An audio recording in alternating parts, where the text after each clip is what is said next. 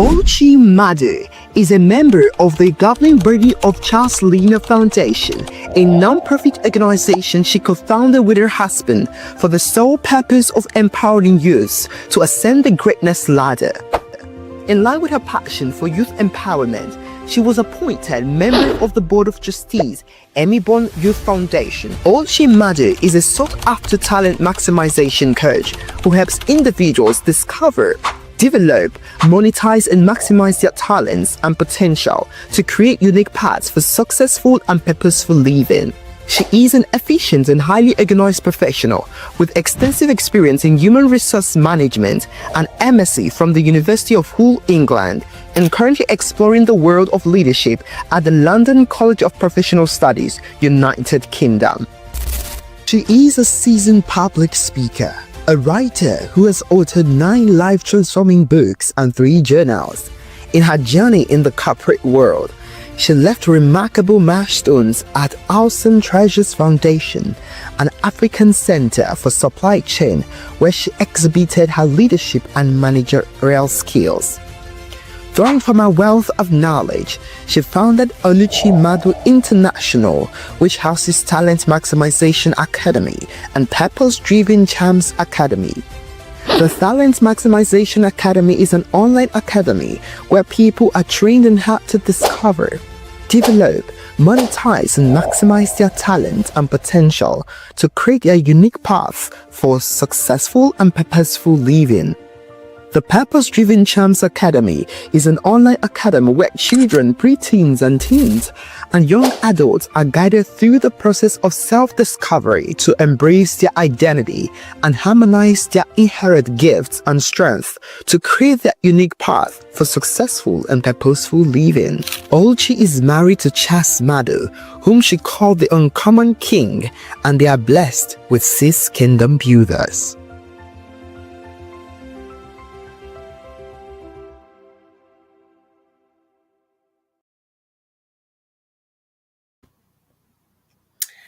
Hello everybody. Hello people. I can see people have already joined in. Let me know if you can hear me in the comment section. Can you hear me? Let me be sure you can hear me. Say yes in the comment section if you can hear me. Can you hear me? Say yes in the comment section if you can hear me.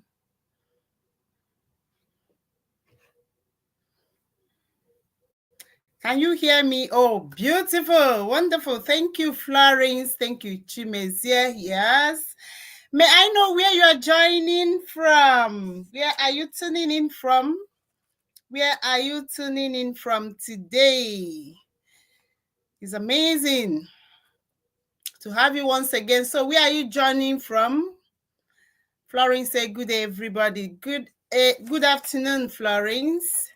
Where are you joining from? Where are you tuning in from? May I know where you're tuning in from? How has your day been? Okay, Chimezie is joining from Enugu State. Awesome. Good to have you, Chimezie. How is Core City today? All right. Who again? Where are you? Benue State. That's Glory Life. Beautiful. And Florence Onebanjo is joining from United States of America. How's the States today? How is the Benue State today? Glory Life. So before we start the event for today, I want to know, were you here yesterday? If you are here yesterday, what was your aha moment? What did you take from yesterday's event? Were you here yesterday? Noble is tuning in from mainland Lagos. Awesome. Chimezie, Core City is cool. I love that. So were you here yesterday? If you were here yesterday, what did you take from the one of the Purposeful Living Conference 2025? Yes, can you share your aha moments, the highlights for you? If you were here yesterday, can you share your highlights? Let's do some recap. Can you share your highlights? What did you learn yesterday from the speakers? What did you learn from day one, Purposeful Living Conference 2025? Please share with us. I'll be waiting and reading in the comment section. Did anybody learn anything yesterday? What was your highlights? Share in the comment section. All right, Catherine said, "I can hear you, my beautiful." That's well, that's good enough. It's good to know that you can hear me. Okay, Florence said that she learned strategic ways of becoming global icon or raising global icon mother. Okay, beautiful. Well done, Florence. Well done, Florence. That's a very good one. Samuel said it's raining. Yeah, raining. I see rain as showers of blessings. So you are blessed having rain this season. Yeah. And Catherine said she's tuning in from Benue State. Beautiful. Chimezie said, I really enjoyed how the speaker analyzed the Lord's Prayer. It was very uplifting. Yeah, I agree with you. A lot to take home. I agree with you. Very uplifting and very insightful. Thank you so much for that. Who else learned something yesterday? Someone said, I learned how fathers can raise global icon. I love the fact that this is coming from a man. Thank you so much, Samuel. What it means is that somebody has learned how to raise a global icon as a father, and that person is Samuel. Thank you so much. Thank you, thank you, thank you. So who learned something again? Who again learned something yesterday? While we are dealing on that, please let me know if you are a father, a mother, a coach, mentor, a teacher. Let me know if you're a school owner. Let me know if you are a young adult that is desiring to attract global opportunity. Please, can you comment in the comment section? Let me know the audience that we have today. Are you a father? Are you a parent? Are you a parent? Are you a teacher? Are you a school owner? Are you a teen coach or teen mentor? Are you a school owner or a religious leader? Do you have anything to do with nurturing the young ones? Are you a young adult who is positioning yourself to attract global opportunities? Please put that in the comment section. Let me know who we have today. Who is here with me today? I need to know. I need to know. I'll be waiting for you in the comment section. Who do we have today? Do we have parents? Do we have young adults? Do we have teen coaches? Do we have teen mentors? Do we have teachers? Glory said that he learned how to help teens to discover their personal value system so they can make right choices. Powerful. This is key. Very, very key. Very, very key. Yeah, personal value system is a must-have for anybody that has successful and purposeful living in their vision board. So that's a powerful one. Well done. Samuel says he's a parent, a teacher, and a mentor. Beautiful. And Chimezie said, I'm not a father yet, but I'm here to learn. Yes, in fact, you are at advantage. You started early. It's always good to learn the things you need to know before you go into marriage or parenting. So you are at advantage. Fantastic. Well done, Chimezie, because what it means is that you are building the knowledge. You are learning, you are gaining knowledge, the knowledge that you will need tomorrow as a better husband and a better wife and a better father. So it's absolutely commendable. Well done, Chimezie. All right. So who do we have here? Somebody has said, I'm a teacher, I'm a parent, I'm a mentor. Awesome. Kiru Ella said, our world is in their need of true fathers. I perfectly agree with you. Our world is in their need of true fathers and mothers who are sources of hope and aspirations to the younger generation. Yesterday's class was amazing. I agree with you. Totally. I agree with you. Thank you for that. Ella. Then Florence said, I am a mother, an educator, and aspiring team coach who wants to become impactful in building purposeful legacy. Powerful. I love that. I love that. Thank you so much, Florence. Ella said, I'm a parent and also a teacher. That's good to know. And Glory Life said, he is a team coach.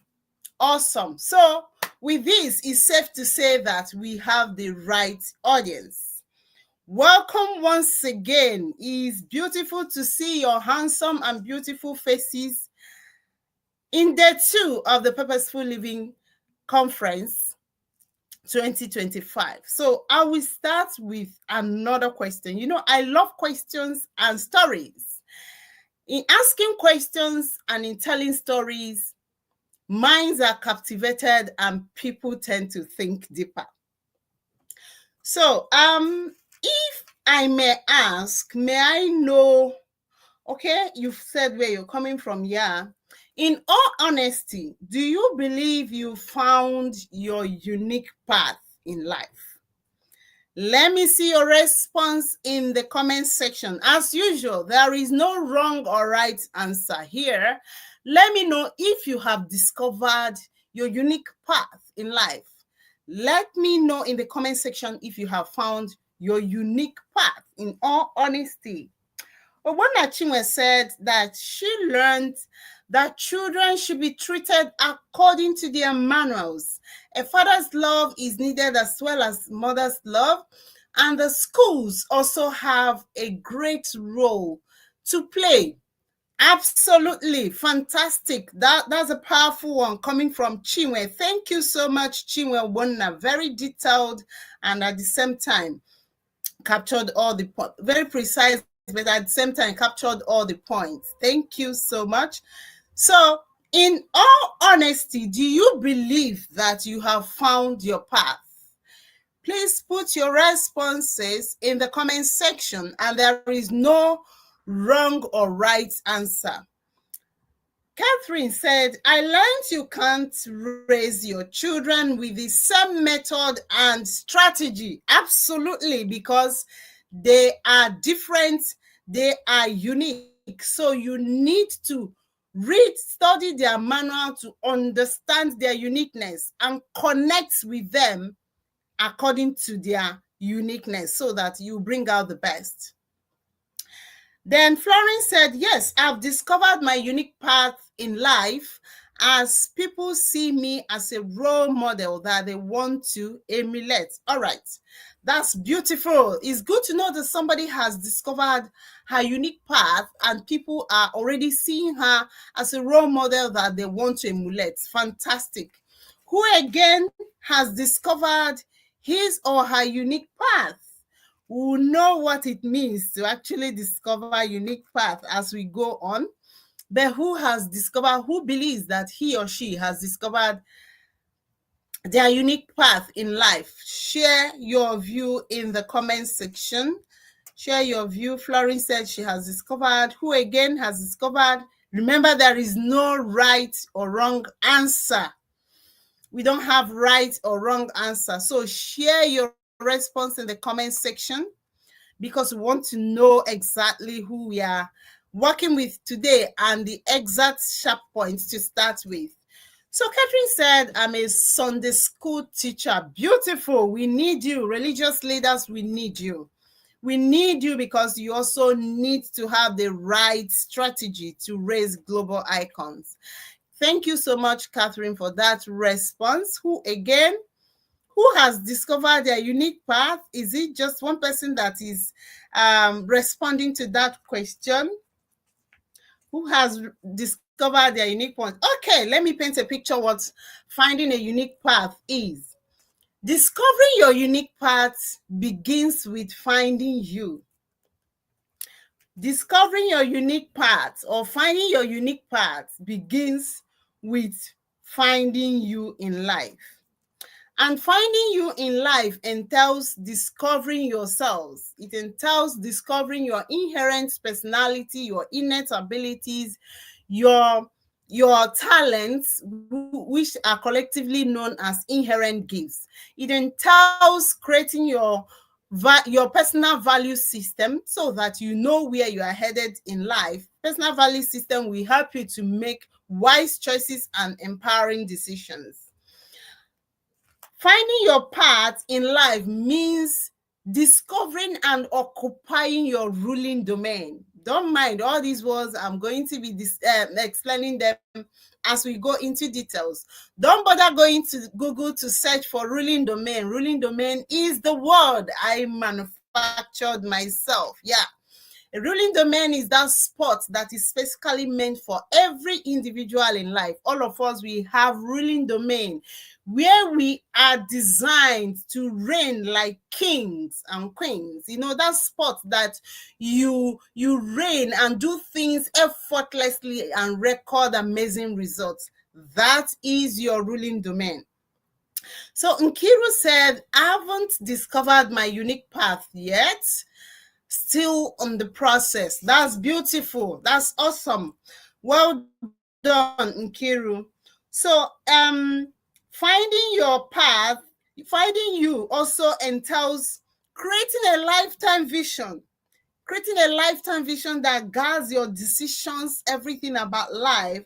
It means understanding and living your purpose.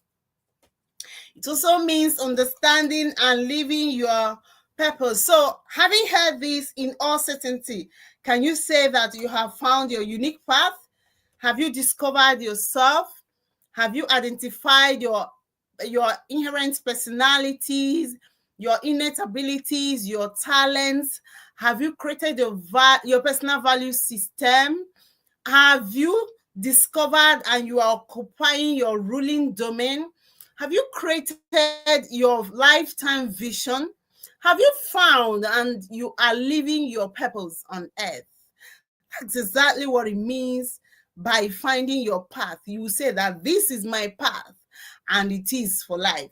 So, with the knowledge that you have now about finding your path, so it's very easy for you to know whether you have found your path or you are yet to find your path.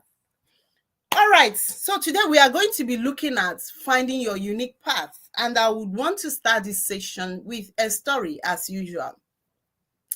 Years ago, I was invited for a speaking engagement in somewhere in Abuja. It was a church, a big church, and they organized this conference in such a way that every speaker also have counseling sessions with the participants. So on the due day, as I entered the church, I was so shocked and surprised at the number of people. Their church auditorium was filled to the brim. And the topic I was to present that day was starting with what you have. Starting with what you have.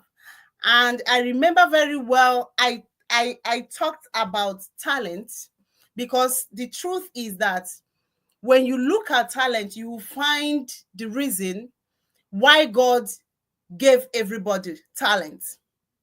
Talent is the seed of greatness, and it is a wealth creation tool. And you know that our God is all fair God. God is never partial. So he ensured that he blessed every human being with talent, with inherent gifts, so that nobody will say, oh, because I did not have talent, that's why I did not succeed on earth. So what it means is that by default, every human being is designed to be great and successful in life. But the big question remains, is every human being going to be successful at the end of the day? The bitter truth and sad reality is that not everybody is going to be great and successful at the end of the day, not minding that we are designed to be successful and great by default. So after delivering my speech, after presenting my speech, the crowd was so much. The crowd was so much that the books, all the resources I went with got finished even before I came down from the stage. But this is not the focal point of this message.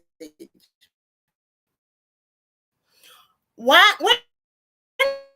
I alighted from the stage, a lot of people were scampering. So people were scampering to have conversation with me. Participants were coming, people were throwing questions. Remember, they still have their counseling session, but you know, when you receive a message that is burning so high, that is burning like fire in your bone, you want to gain clarity immediately. So this particular elderly man asked a question that attracted my attention, and it really made me go emotional. He said, "My daughter, having heard all you said and all you taught today, it's obvious that I've wasted my youth. At my age, where do I start from?" I went emotional. The man was looking exactly as the question he was asking. He said, "I've wasted my youth. Where do I start from?" So if you are still a young person and you are in this conference today, consider yourself favored so that you don't wake up one day and see yourself that you have wasted your youth. Consider yourself blessed that you are receiving this message at the right time so that you will pick yourself immediately and start running with this message. I always tell people at the academy, I say, if you receive this message before 18 years, you can afford to stroll through life, for some time. You can afford to drag your legs in making decisions. But if you receive this message when you are above 18, buckle your shoes, tie your shoelaces, and start running like your life depends on what you are chasing. Because the truth is that there is no time. The truth is that there is no time. Somebody was asking me a question. Why did it take you so long, you and your team so long, to create personal value system for the children at the PIDCA? And I told the person, the truth is that they have all the time and they need to understand all whatever they are doing one step at a time. They need to understand it's not just because we are not running academic curriculum, due to pass exam. We are running a system that ensures that every child understand, assimilate, implement, and start living it out immediately. Creating a value system is not just about writing it on paper and say, this is my personal value system. No. Creating a value system is, this is my map. This is something that guides me in life. And you have it by your heart, not the one that will ask you, what is your value system? You go and look for your book. You go and look for an exercise book to go and check what you wrote there. No. These children, they know exactly what their values are. They know what they hold at their heart. And these are the things they are using to make their decisions. This is what is guiding them to make their friends, to choose their friends.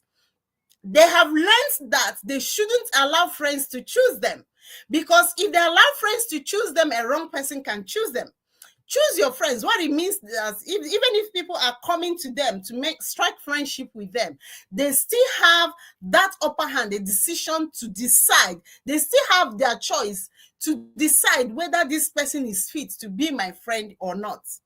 But do you know that creating value system in the adult academy, that is Talent Maximization Academy, is a crash course. Why? Because we don't have time.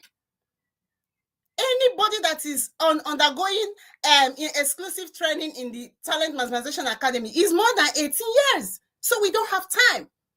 We have to run because our life depends on it. Because an integral part of our life is what we are discovering late. May I shock you? The real thing is supposed to be Before you gain admission in the university, you will know your inherent gifts. You must have discovered your inherent gifts. That is your personality, your talents, your innate ability. With this, you harmonize them to choose a course of study according to your brain bent and strengths. But many of us, we go to the university. After graduating from the university, then that is when we start asking, what is our purpose? You may find out that the course you study is against your brain bent. You find out that you don't have time. There are little options for you to choose from. So you run as if your life depends on it. I'll use myself as an example. I studied pure and industrial chemistry in the University of Nigeria, Nsukka. Till this date, I've not used that certificate. Why? Pure and industrial chemistry, we are parallel. Is against my brain bent. I had to struggle to ensure that I come out with a good result. It was a struggle. So what if I had gained the knowledge I have now about my talents, about my visions, about my purpose? Nothing would have, would have taken me to pure and industrial chemistry department.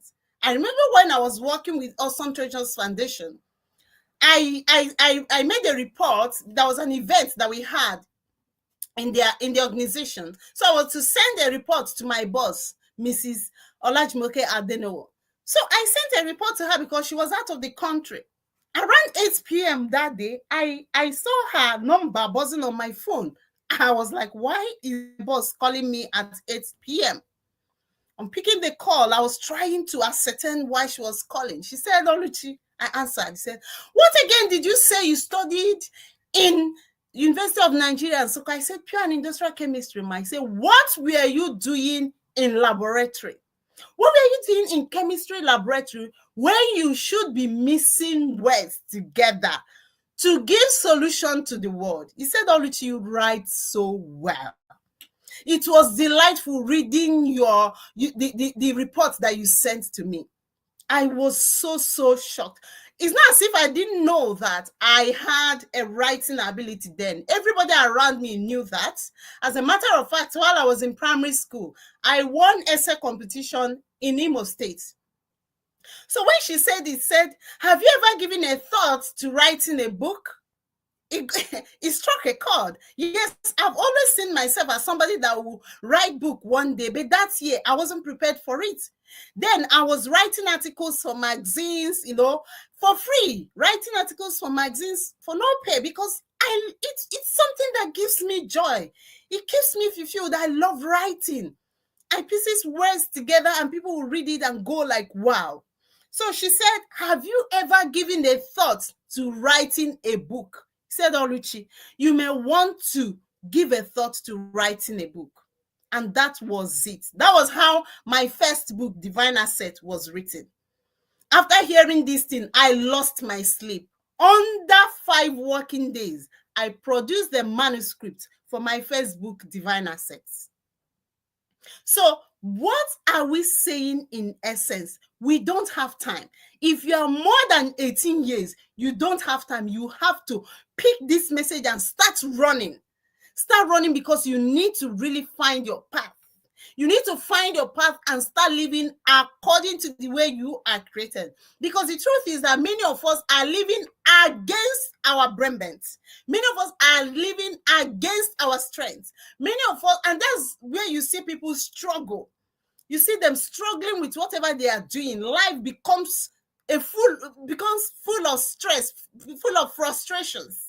Why? Because they are not living according to their brain bent. They are not occupying their ruling domain, a spot that you're supposed to live effortlessly and, radiate your gifts to the world. So when this man asked me this, I went emotional, because I know exactly the question he was asking. He believed that he has wasted his youth, and to him, he didn't even know where to start. For you to know how powerful purposeful living is, last year in our academy, a 73-year-old woman was part of a cohort. Yes, you heard me right. 73-year-old woman.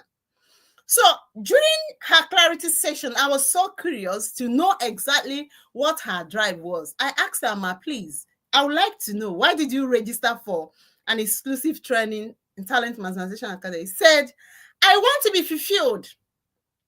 I want to discover my purpose and live it no matter how short I think my life remains. I want to be fulfilled. I want to experience fulfillment and joy." You see, the joy and fulfillment that comes from purposeful living is better experienced than explained. There is no amount of words I will use today for you to understand the kind of joy and fulfillment you will have when you start living according to your purpose on earth. No amount of words can describe it. It's better experienced than explained. So as you are today, you may want to start asking yourself some questions and making decisions. I tell people, I hit the iron while it's very hot. I don't believe in dilly-dallying, dragging my legs. Oh, let me go home and think about it. No. Whenever I see something that I believe this is what I need to bring a 360-degree turnaround in my life, I strike while the iron is very hot. So why this session is going on and why this day 2 program is going on, start making decisions here immediately so that as you are leaving this conference, you hit the ground and start running. Don't waste any time because there is no time to wait. And the truth is that for you to attract global opportunities, you must start by understanding yourself as a person. You must start by finding you. If you fail to find you, attracting global opportunities will be very difficult for you because you wouldn't know where to start from. If you don't discover yourself, if you don't know your strengths, if you don't know your inherent gifts, if you have not created your value system, you wouldn't know where to start because you don't know what you have. You don't know the gifts that you have. You don't know your strengths. You don't know your brain bends. So you don't even know where to start creating your path from. So wanting to attract global opportunity begins from understanding you, undergoing a journey of self-discovery so that you will understand yourself, so that you will identify your gifts, so that you will create your value system, so that you harmonize your gifts and then create your path. By the time you create your path, that is the time you will start seeing opportunities on those paths. I always tell people that, people that always complain, "Oh, I don't always have helpers." These people that always say helpers of destiny. "Oh, where are my helpers of destiny? Locate me, locate me." I tell people that if you are not on your unique path, it will be difficult for your helpers of destiny to locate you. Because your helpers of destiny have been lined up on your path, waiting for you. There are strategic points that they are supposed to show up and help. Because this is even it is also their destiny. Helping you is part of their destiny. So if you are not on your path, they can't locate you. They cannot locate you if you are not on your path. I've seen people every year, they change business, they change career, they change this. Every business, every year they are changing. Every year they are changing. What you may want to do if you have ever found yourself in this area is to ask yourself, who exactly am I? What do I have as a person? What are my gifts? What are my gifts? What is my personality? What are my values so that you can create your values? So attracting global opportunities begins with finding you. And finding you entails answering these questions. For you to find you, you have to answer these questions. Who exactly are you? That is the first question you ask yourself when you want to find yourself. Who exactly am I? So who are you? In all certainty, who are you? And who you are is not, I am Grace. I am Grace Adebayo. I'm from Ogun State. That's not who you are. That is not who you are. Who exactly are you? What makes up your real identity? Who exactly are you?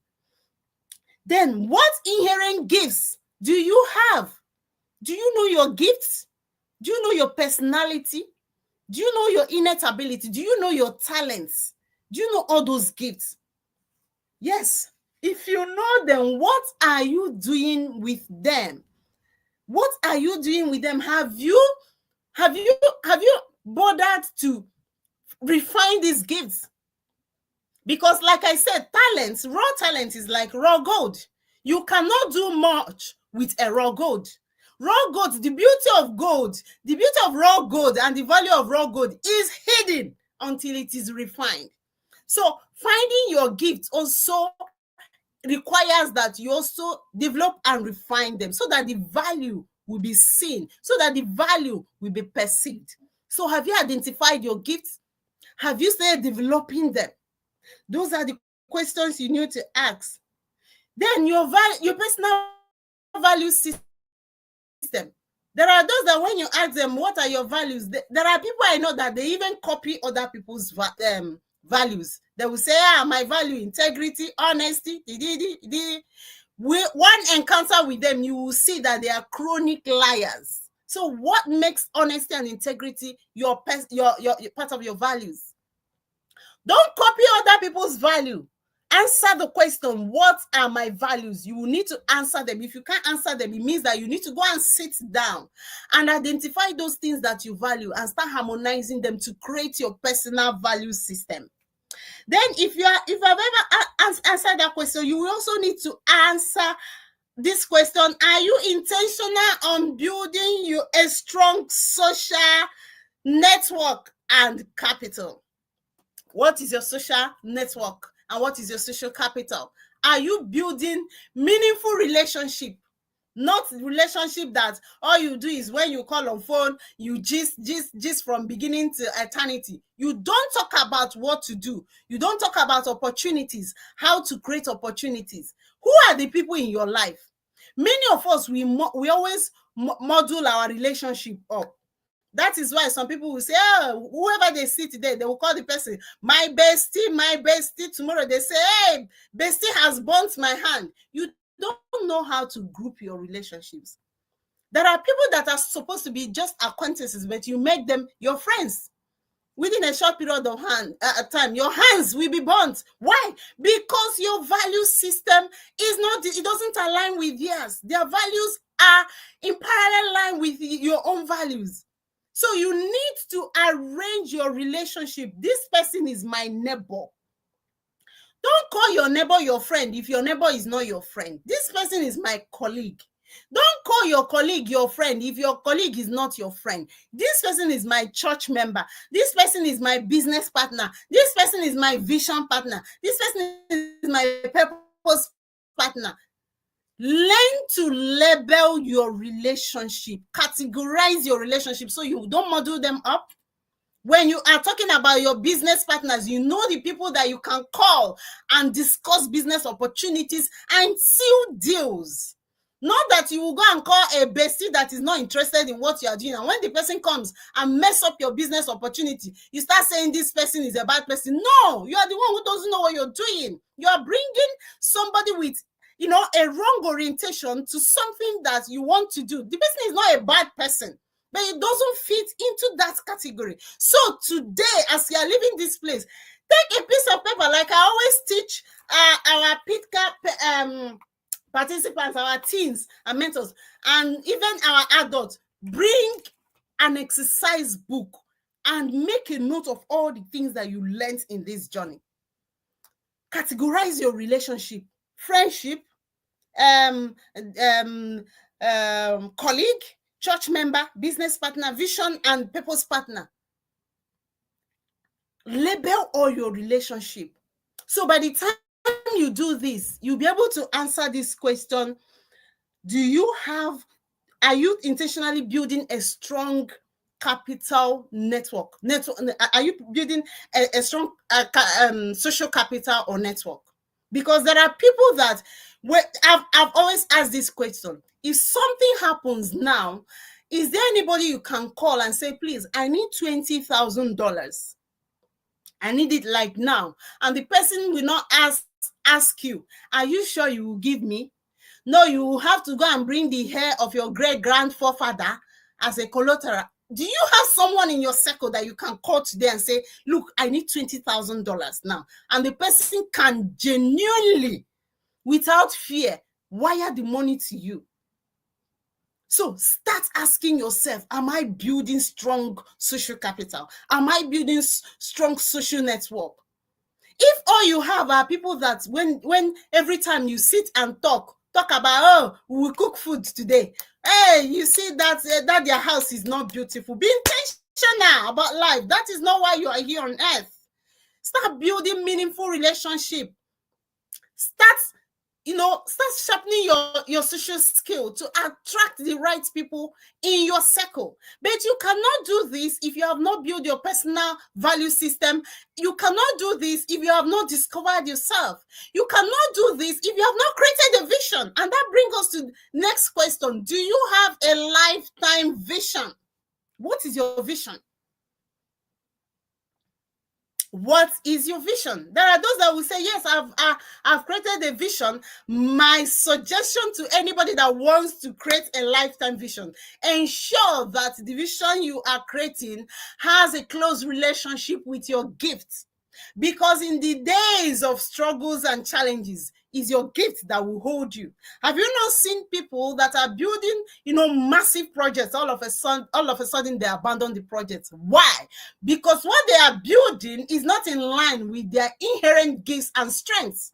But if you are building something that is in line with your inherent gifts and strengths, when the time of struggle and challenges come, you will stand strong. Because remember that your gifts are the things that gives you joy. You do them effortlessly. You can do them even without being paid.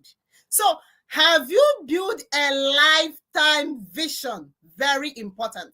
If you have built a lifetime vision, that you have a clarity of where you are moving on earth, where you are moving in life, you can start building meaningful social capital and network. Another good question is, do you have marriage in your vision board? Mind you, getting married is not by force. It's not compulsory you must get married, yeah? But if you have marriage in your vision board, you must start being intentional about it even before you get there. Who is your dream man? Who is your dream woman? When we talk about dream man and dream woman, some people will bring out a list of physical attributes. Oh, dark, handsome, black hair, tall, straight legs. Oh, all those things, they are beautiful. They are. But make sure that you are going for the right thing. And that is where your personal value system comes in again. In making your choices, ensure that your personal value system guides you. Oh, I can't stand lies. What it means is that you have nothing to do with a guy or a lady that lies a lot. I don't like stealing. What it means is that a Yahoo boy or a Yahoo woman, you have no business with the person. So you must be intentional. Don't wait until you get to that bridge before you start thinking of how to cross. Plan for the bridge so that when you go there, you cross with ease. So if you have marriage in your vision and you are not yet married, start being intentional about it. Create your personal value system and let it be your guide. Be intentional about it. Note it down. Who is your dream man? Who is your ideal woman? Note whatever you want. I want, there are times somebody will say, I want a God-fearing, and all those things. One other question I want to ask is, can you marry you if you are an opposite sex? So when you are looking for all the good and all the good, make sure that you are good too. Because good attracts good. You don't want a God-fearing man. I need a purposeful person, a purpose-driven person, a God-fearing person, a visionary leader. But you are not anything close to this. Who would want to come and marry such a person that is not close to this? So as you are looking for what you're looking, concentrate more on building yourself to become what you want to attract. I'll repeat that. Concentrate more on building yourself to become what and who you want to attract. Because who you are building to become, you can easily attract. Because good things, they attract each other. That is the truth. Now, the next thing is, Have you discovered your purpose and you are living according to your purpose? You know, when we talk about purpose, people will always think, oh, this is for you to discover your purpose, you have to cross 7 mountains, 7 seas, you know, climb hills and all that, and it has to be 7 good years you dedicate it. No. The simplest way to discover your purpose is to discover your gifts. Discover your inherent gifts. Harmonize all your inherent gifts. Discover those that you are called. I always say that every human being is called on earth. You are called. Not only pastors that are called. Every human being on earth is called. Teachers are called, mentors are called, coaches are called, business owners are called. Whatever we are doing in this life is to glorify God and, you know, honor humanity. Help humanity, glorify God. That is all we are doing. So wherever you find yourself, you are called. That is the real truth. You are called wherever you find yourself. So start asking yourself, by the time you discover your gift, you can harmonize your gift to find your purpose. There is a very deep relationship between your inherent gifts and the reason why you are here on earth. Those are part of the things that we do in our academy. Then the next thing you may want to ask yourself is, what is my ruling domain? You know, I made mention of ruling domain, and I told you never to bother to go looking for it in the dictionary. Ruling domain is that spot that you are designed to occupy. Every human being has a spot where you are designed to be a champion. There are some of us that whenever we go into a house that is scattered, unconsciously we start arranging the house. The chair arm, you arrange it. Oh, this thing's supposed to be like this, unconsciously. And there are people that when they see a dirty environment, they start cleaning it unconsciously. I remember a particular participant, I think that was last year cohort in Talent Maximization Academy.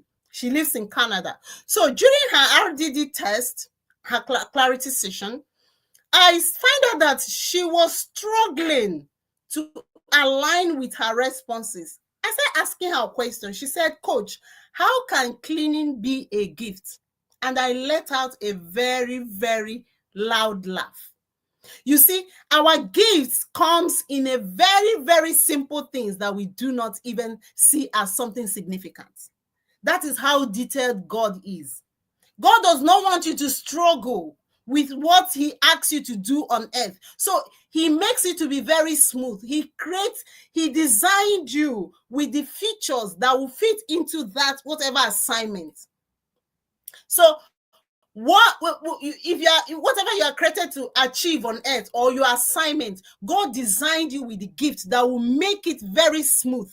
You are supposed to be, you know, expressing your gift in that area effortlessly. You don't struggle. Now you can look out of your window now. If there is breeze, you see that the trees are dancing with the breeze. They are doing that effortlessly. If you look further, you will see birds. They are flying with joy, enjoying themselves. They are not struggling. There's no struggle. If you go to river and see how the fish is enjoying swimming, you will agree with me that this life is designed to be beautiful, but it's only human beings that are struggling to recreate themselves to become who they are not. It's only human being that will wake up one day and say, oh, I don't want to be a boy again. I want to be a girl. I don't want to be a woman again. I want to be a man. It's only a human being that will wake up and say, oh, my butt is flat. I want to fill it up to be big. Oh, my tummy is big. I want to tuck it in. It's only human being. It's only human being that is wallowing in self-pity and low self-esteem. It's only human being. The birds, they fly effortlessly, enjoying their abode. The fish, they swim in water, enjoying the sea. But human being will always point out one or two things he thinks that is a mistake. You will say, why did God create me this way? Only human being. And that is why we are facing more problems than we can ever think of. So today, start answering all these questions. Start answering all these questions. So Somebody may ask, so how do I discover my inherent gifts? All these gifts you're talking about, how do I discover it? You may want to start answering questions like, what activity gives me so much joy, even when I'm not paid to do it? You see speaking, you see writing. I can teach, train, speak, write as many hours as possible without getting tired. Even if you do not pay me, I don't care, because why? It gives me joy. It gives me joy to tell people, to teach people about their talents. It gives me joy to help people discover who they are. It gives me joy to help people discover their purpose on earth. Before my purpose manifested, I didn't know that I had already started living my purpose. You know, when I became conscious of what I was doing, when a mentor came into my life, that was when I became conscious of what I was doing. You dare not stay around me and tell me that you don't have a job. You know, people will say, I graduated since last 3 years, I've been looking for a job. You don't say that around me. I will sit down with you immediately and tell you, you know how to do this. Why not use this to create this? And business is there. Boom. A lot of people around me, my family members, my in-laws and all that, I will just have a conversation with them. Boom, they go at the next thing, a testimony. That thing you told me, I started doing it. That is it. I didn't know what I was doing until a mentor came into my life. He said, you are designed to help people discover their greatness, discover their wealth creation tool, and live a life of purpose and a successful life. So what is that thing that you can do effortlessly? What is that thing you can do over and over again? It gives you joy. You love doing it, even if you're not paid to do it. That may be a pointer to your inherent gift. What ability do the people around you commend you for? Remember when I was talking about writing? Everybody around me from day one, everybody knows that I'm a good writer. So what is that activity that people around you can easily dictate? You know, when people have problems, they easily come to me. Even when I was single, when I'm not married, when I was single, married people came to seek advice about marital issues. Yeah. I've shared experience on how I was helping people to set up business with the activities that they do, with what I didn't know then what I was doing, until a mentor came into my life and told me what all those things are. And that was how I started my journey to become a talent maximization coach. So what is that activity that people around you commend you for? You may want to pay attention to it. That could be a pointer to your gifts. What activity do you do effortlessly? They produce amazing results. Is there any activity you do effortlessly, even when others are finding it very, very difficult to do? You do your own with ease. But notwithstanding that you do it with ease, you still produce amazing results. This could be a pointer to your gifts. All these and many more are the questions that you will answer, and they will point to your gifts. Now, for you to find your ruling domain, you know, I said that there is a place that God designed for everybody, and it is your ruling domain. You know, during our university day, or even in secondary school, there are always these classmates of yours that, you know, they are seen as dons. People will be wondering, oh, what can they do with their results? Because looking at their activities and their results, you may be wondering who can even employ these people. But all of a sudden, after graduation, you start hearing beautiful stories about them. Maybe they become a fashion designer. They are now tellers in a bar, in a riari. You know, they are furniture makers and all that. And before you know it, boom, these people grow. What happened? What happened was that they were wrongly assessed. They were wrongly assessed because if a bird is put in water to compete with a fish, imagine a competition between a bird, a fish, a tortoise, a lion in the water. Who do you think will come out first? Of course, it's the fish. And that is what exactly our educational system, our school system, that's exactly what we are doing. Everybody is brought together, and we are using one yardstick to choose who a winner, who a brilliant person is, who an intelligent person is. So what happened to those people is that they eventually found their ruling domain and they started reigning like king and queen that they are. So you must ensure that you find your ruling domain. Every human being on earth has a ruling domain where you are created to reign as a king or a queen. What it means is that once you find this place, once you find this spot, or whatever you are doing in that spot becomes so smooth. You will have this confidence because you know exactly what you are doing. People will seek advice. People will seek counsel concerning that thing you are doing. What it means is that you have found your ruling domain. Somebody like Vicky James, for those of us that are from Nigeria, you can see the wonder that lady is doing. Okay, imagine Vicky James in another thing. Maybe Vicky James is a banker, or those other things. One question you will ask yourself, would Vicky James, would she have achieved what she is, what she has become today? What she has achieved, would she have achieved them today? So you must find your ruling domain. You must find that spot where you reign like a king and a queen.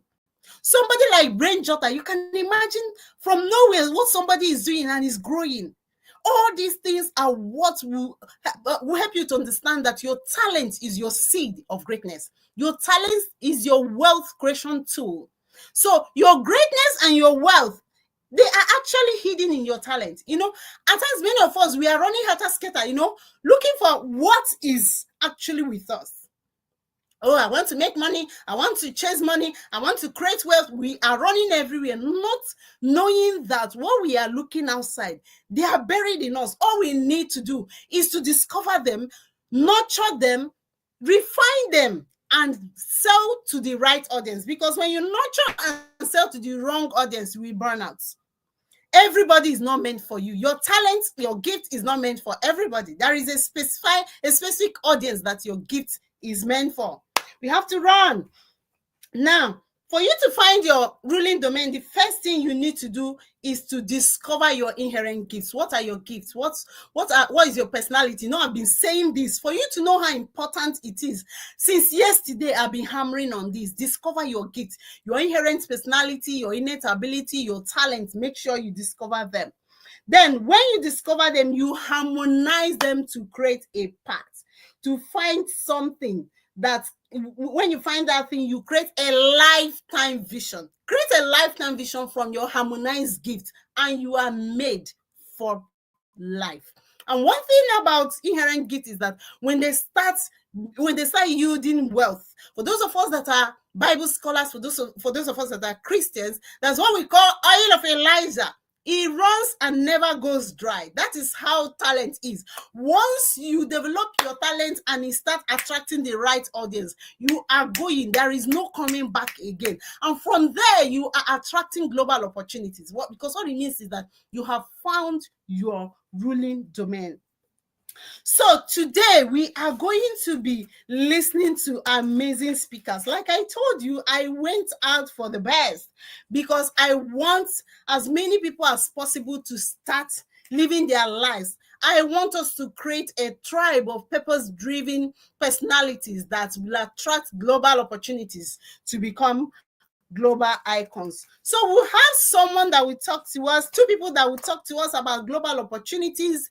They started with what they had from where they found themselves. For those of us that will say, oh, after all, I was not born in US. If I was born in US, this thing would have been a different thing. You will hear people that started as local as from a slum today. They rose to a global to attract global opportunities. Now, for those of us that are aspiring great marriages, because I know that marital bliss is very, very important in the journey of successful and purposeful living, we also have a seasoned expert in relationship, a relationship coach who is going to be teaching us on things about relationship. So while we wait to gain and assimilate all this knowledge, I also want you to start asking yourself some questions from all the things that we just discussed. As we wait for the next speaker, you can start sharing your aha moments your highlights from this? Amarachi Atama Ugo is an Igbo language instructor in the Harvard African Language Program, Department of African and African American Studies, Harvard University. She's also an Igbo language instructor in the Directed Independence Language Program, DILP, at the Yale Center for Language Studies, Yale University. She is a graduate of the Syracuse University, New York, USA. Amarachi is a chant performer, poet, and a mother tongue advocate. Her core interests are indigenous language sustainability, culture curation, and intangible heritage preservation. She has performed in Nigeria, Ghana, South Africa, the United Kingdom, where she completed a 4-month performance fellowship with the British Royal National Theatre, and many performances in the USA. Ladies and gentlemen, with a standing ovation and a round of applause, please make welcome Amarachi Atama Ugo.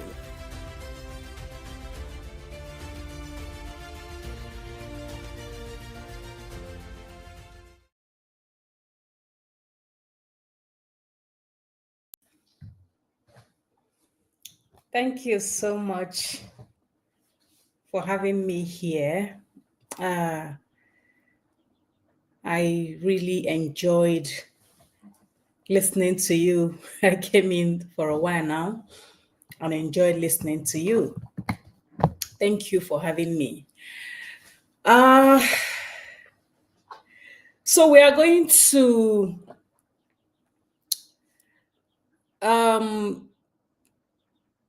have a conversation, kind of.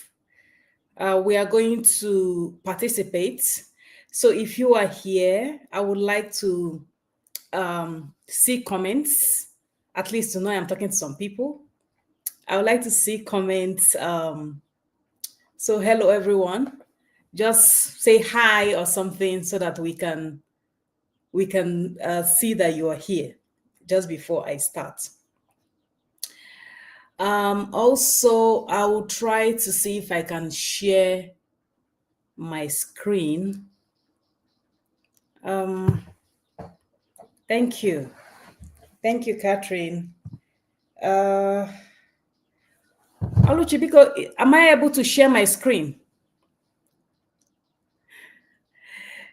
Thank you. Thank you so much. If you are here, please say hi. Thank you. Thank you. I'm happy to see that we have a lot of people here.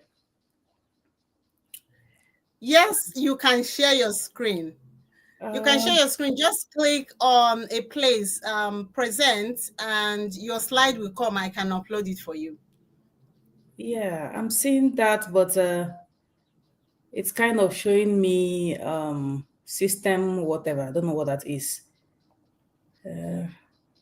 Are you logged in from a laptop? Yes. Okay, Anyway, so click on present. Yeah, I'm on present. Then choose the slide that you'll be sharing. When it comes up, I will. Okay, let me see. Yeah.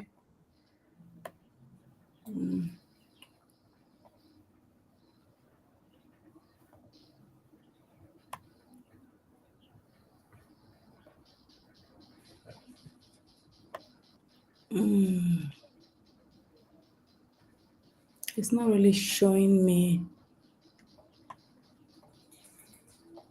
It's taking me to a different place, so I don't. Yeah, it's from the place it's taking you that you're supposed to choose your slide. Where did you prepare your slide? Is it Google Slide or? Yeah, it's on PowerPoint. I can. The slide is here. I can't, but it doesn't come up where I can pick it. It can take you to your laptop, your system, or Google, where you pick it from Google Slide. That is if it's in Google Slide. Let me see. Nope, it's telling me open system setting. So maybe we'll leave it. So what it means is that your system needs there is a setting you need to do for the slide to come up. Okay. Are you seeing anything in your end? No, I've actually searched. For it to come to my end, you have to choose it from your end. Okay, yeah, you it can has see. popped up. I've seen it. But the problem is that the slide is not coming up there. Yeah, I'm I've seeing every other seen thing, it. but not the slide. I'll add it. Okay, is it not the slide that just came up? No, that is just my it's a Chrome tab. It's not allowing me to choose the entire screen, which is the issue.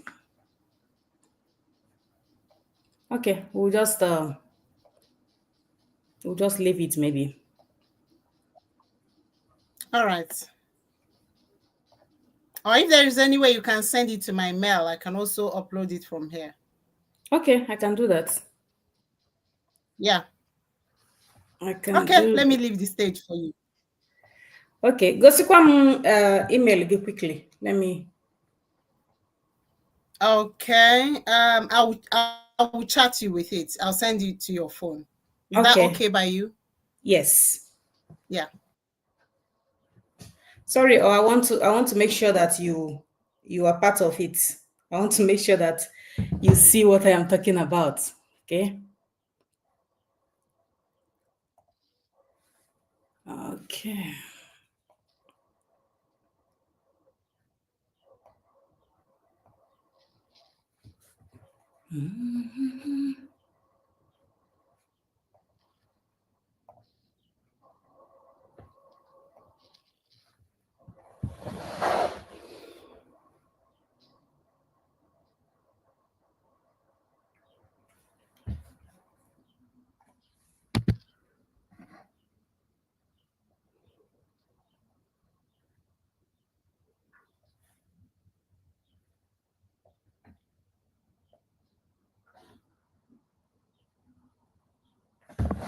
Okay.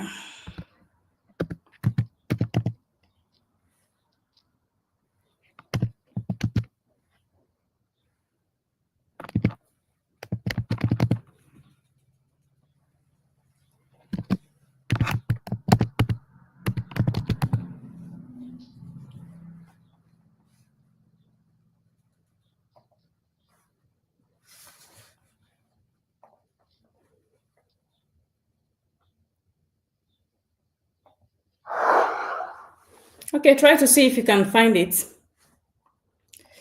And then we go on.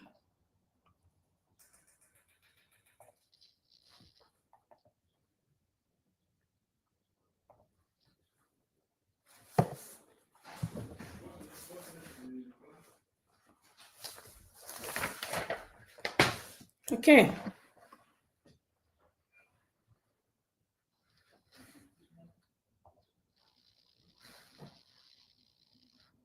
Are you able to find it?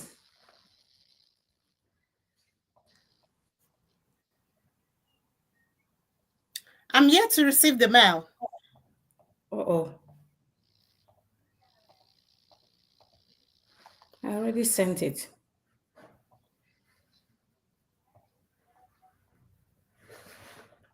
Well, at this point, so that we don't delay so much, I will just send it again and then I would start.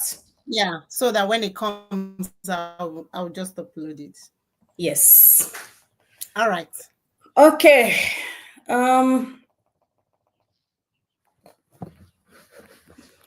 Okay, thank you again for having me. Let me see.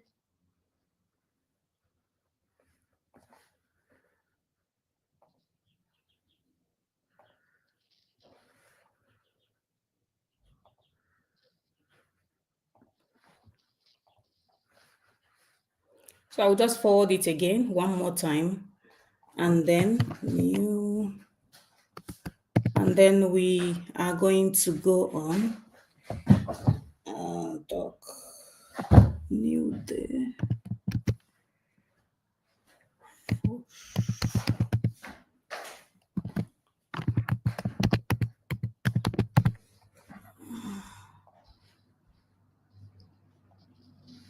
Let me try attaching it.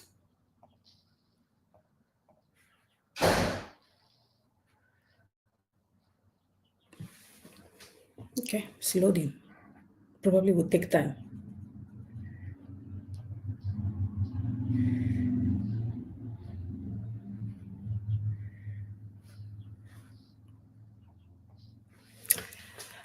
Thank you so much for being here. I see a lot of people, Chinwe, OJ Chime, Ella, Choma. Thank you and welcome to this short conversation that we are going to have. So we are going to use the comment a lot, like I said. So if as I talk and you have something to say, please use the comments.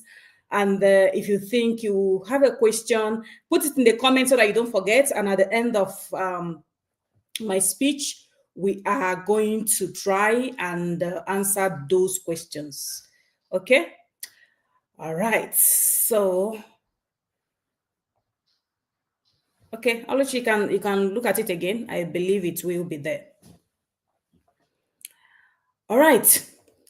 So today I am going to be speaking on, just because our topic is broad and this conference started all the way yesterday.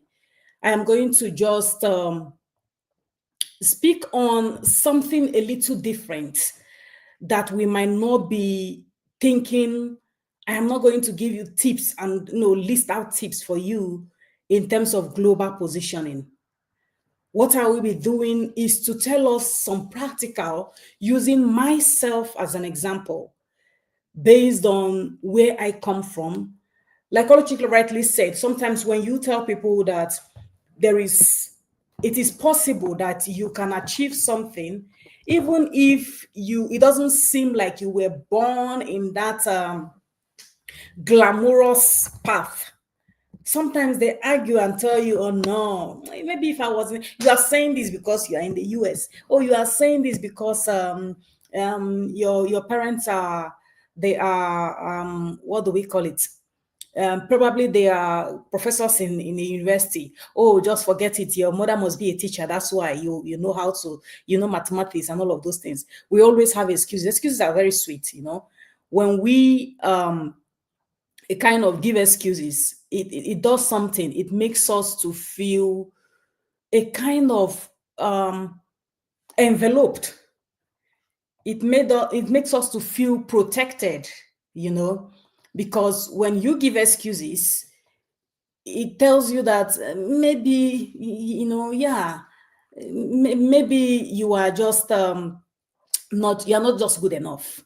And we feel good because sometimes what makes people feel bad is when they feel that perhaps they can and they couldn't. So they are like, oh, okay. All right. So I am going to speak on something, but using myself as an example. And I titled it the same thing, Positioning for Global Opportunities. Well, who am I? For those of you who might not know, I am Amarachi Atama Ugu. And I am a person who knows the smell of mockery and the language of confidence. When I say I know the smell of mockery, if you know everything that would have made somebody not to grow or not to go anywhere, yes, I am somebody that had that. I am somebody that came from that. Okay? But also had to learn the language of confidence. I am one who studies the strategies of how to take a perceived nothing and make it something. Like, I love it when people doubt something and I'm able to strike it. It makes me so happy, because why not? A lot of people will tell you, don't go there. Like, this place, don't even try it. That's not meant for you. So it feels good when those things they doubted become a reality. It feels so good. It's a power on its own. Okay. Another thing I am is that I'm a village girl. Yes, a village girl who decided to be a global ambassador. I mean, why not? Why not? Why can't I be? Why can't I be what I want to be? Okay. So you know how if you are from Nigeria, you know how we call people this village girl, this village boy. Now maybe that is me, village girl. Okay, and I proudly wear that crown as a village girl, because this village girl is what, like, that villageness is what has taken me thus far. Okay. Another thing I am is that one who teaches thousands of people on how to sound their gong. If you are from Nigeria, you know what we call gong, ogene. That is what gong is. It is one of the loudest musical instruments that we have.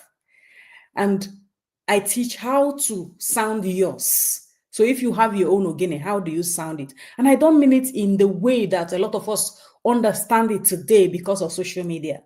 Sometimes we sound the wrong ogene. That is not what I am saying. And I'm not also here to, be bothered or judge what people are sounding. But I am talking about the ogene of your true authenticity that takes you or places you to the positioning or to the position that will take you to where you wanted to go. Okay? I am also a confidence marketer. Okay? A confidence marketer. I like to call myself that. Okay? So I'll let you check again if you are able to see the slide, and you can share it for us, please, so that we can see.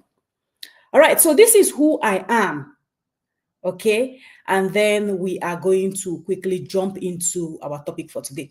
So what I am going to teach us is about confidence and how to market your uniqueness.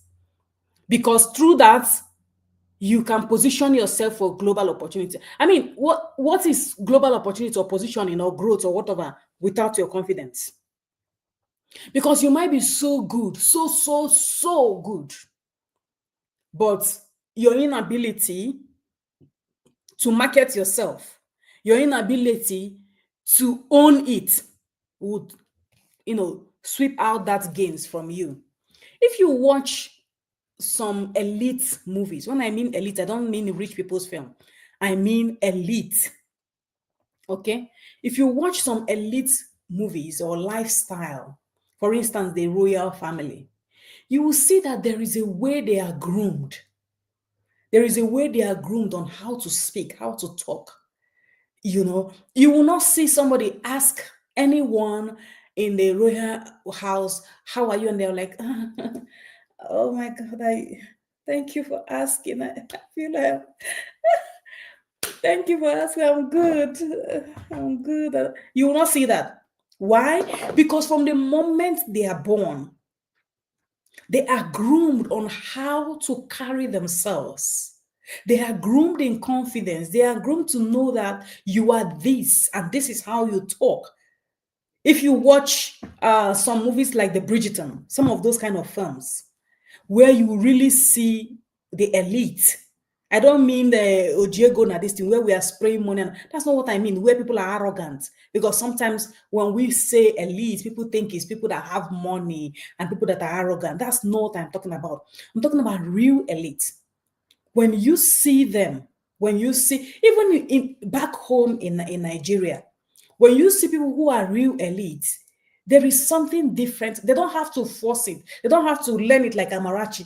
They don't have to be learning how to position themselves and how to, have confidence, because that confidence is already ingrained in them. Okay? That confidence is already ingrained in them. So, for people like us, though, that did not come from that kind of class, because again, classicism is something that is real. So for people like us that do not come from that, what do? We have to learn it. We have to position ourselves. That is where that positioning comes from.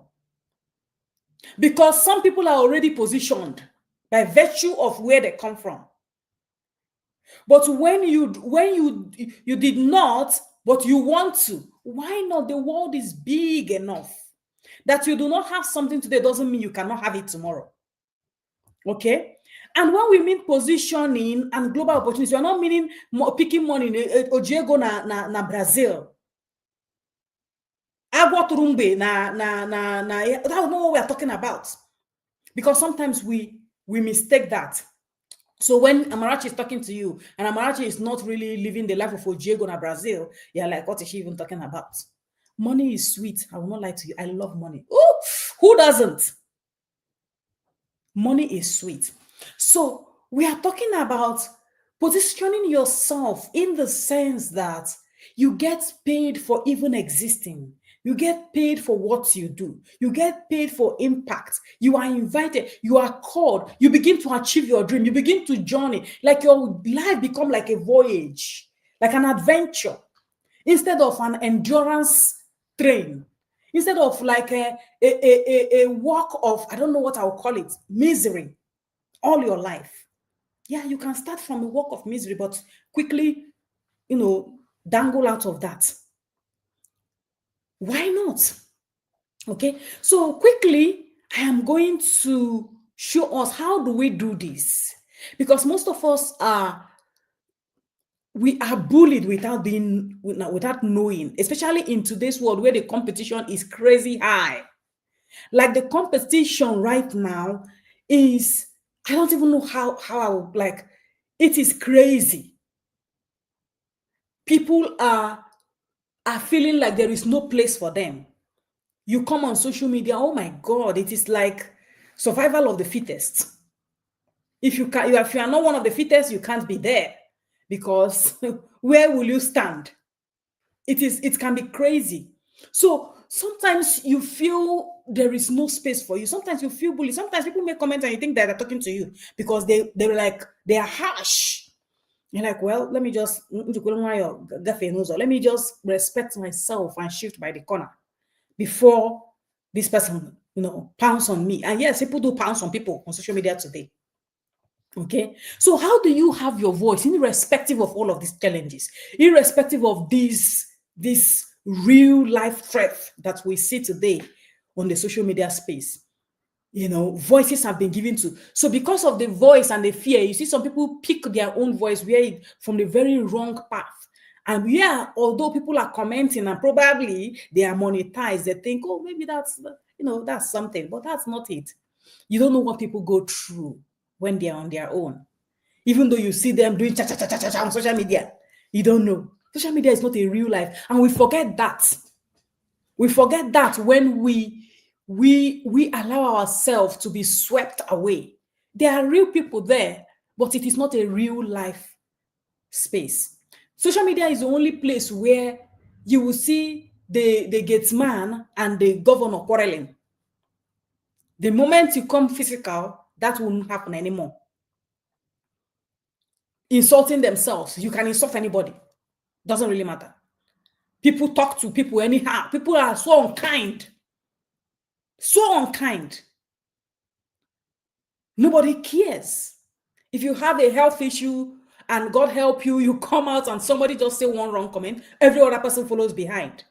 So it could be a very terrifying place. But how do you still exist in those places and position yourself? That is what we're talking about. So I'm going to teach you 10 ways. So I want you to be very, very practical so that you can make point, you can jot if you want. 10 ways. And when you get one of the ways, please use the comments and write it. Let's see. Let me be sure that we are having this conversation. Okay? The first thing I will ask is, how are you?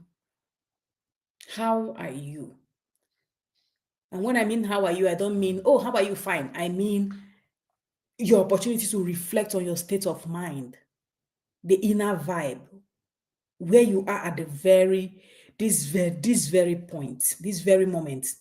Okay, so if you can use the comment section and answer that, and you can be honest, how are you is a question that I ask myself, because all these things we are talking about, as sweet as all we are saying and all the speakers, all of these things, without necessarily answering that question, how are you?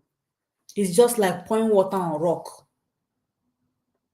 Because sometimes you have to come to that part where you tell yourself the truth. For instance, your body is not feeling it. You can't stand, but you don't want to tell anybody. Just push yourself and then you go and collapse. your mind, because the health of the mind is the most powerful health that we should be begging for. So I will ask you again, how are you? Let's use this 1 minute to respond to that. Use the comment. How are you? How are you feeling? Reflect on yourself. Like, how are you at this very moment? How are you in the real true sense? How do you feel? How are you today?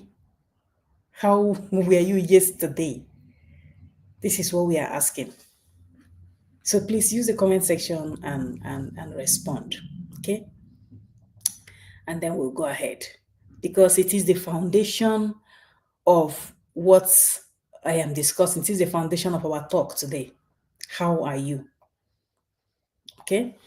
So it is the one question that I tell people, whatever you want to do, whatever you want to achieve, it is something that you have to answer and ask yourself and answer daily. You wake up, you do whatever you want to do, all of your morning routine, and you ask yourself, how am I today? Am I ready? Am I in a good state of mind? Am I feeling good for this journey? Sometimes you want to have a journey, but you are not feeling it. Do you listen, or I'm okay? Thank you. Okay, Florence. Thank you. But that well there, that well there answers something else. Okay. So who else is here? Answer me. How are you? How are you feeling? How are you? Okay. And as you continue to answer, we are going to go on. How are you is a question that you have to ask yourself. It is to accept, to be authentic, to tell yourself the truth about your state of mind at every given time. Just like when you want to walk into a church or a school, or what is your state of mind at that point? Because if you don't answer that question, if you are not asking yourself that, you might be here, but your mind is in another place. That is when they say people are absent-minded. Because you did not bring yourself. You brought your body, but your mind is on its own journey. Okay, so all of these things we are talking about is something that after this class, after the conference, is something that you try to add it to your daily routine, to ask yourself, how I am somebody that really pay attention to. Like if I wake up and I'm feeling tired, there's a day I'll wake up and I'm walking. There's a day I'll wake up and I'm just like, oh my God, I just want to rest. Because I ask myself, how are you? How are you feeling? Okay. So when you ask that, there are two types of confidence that we are going to be talking about. There are many, but we're going to focus on two. One is the confidence to win, which is social confidence. And the other one is the confidence to fail. That is deep-seated confidence in arrogance. That is the one I'm talking about, where people are just naturally arrogant. Remember the days where we started taking English language as a mark of knowledge in Nigeria. And children sometimes are made to be arrogant and very nasty. And when they do that, people think, oh, they are very smart, because as at that time, that's how we used to measure, people that are smart. When they are arrogant, we say, oh, they are very, very smart. Oh my God, see how they talk, they sound so smart, So deep-seated confidence in ignorance. When people are comfortable in not willing to get better. That statement where we encounter sometimes when we are in organizations. They say, this is how we do it. It is how we do it. And so, just we don't change. You enter, you go into an organization to work, and you are bringing in ideas because the days are going, and with new time come new challenges, with new time come new skills and all of that. So maybe you've learned AI and you're trying to infuse it in your company, and you hear this thing from your boss. This is how we do it. We don't change. and things are going bad. Okay, so yeah, I see a lot of your answers. I think I am fine. Yeah, when you think, you spend more time. Okay, yes, some of us are not really very happy at the moment. I understand that, because it is a tough time. Okay, so this question is your truth, and do not be ashamed of asking yourself, how are you? There is nobody that will really answer in authentic voice like the way you will answer yourself this question. Nobody. Because our generic response is, oh, I'm fine. Hello, how are you? Fine. Even if we are going through stuff, even if there is something eating us up, even if there is something that is really, really, really deep-seated in us. Yeah, I understand that's a little bit indifferent. I understand that. Okay? You are the only human being on earth that can answer yourself in a very authentic way. Even if you have, you went to see a doctor and the doctor knows all of the symptoms, and the doctor will still ask you, how are you feeling? Let me know how it's, yeah, the doctor have seen that you have something, you have headache, but the doctor will ask you who it is happening to. Even though he is a professional that is supposed to tell you what he's seeing, but he will still ask you, how are you feeling? Where is the pain? Because we all feel it in different ways. It affects us in different ways. But sometimes we lie to ourselves.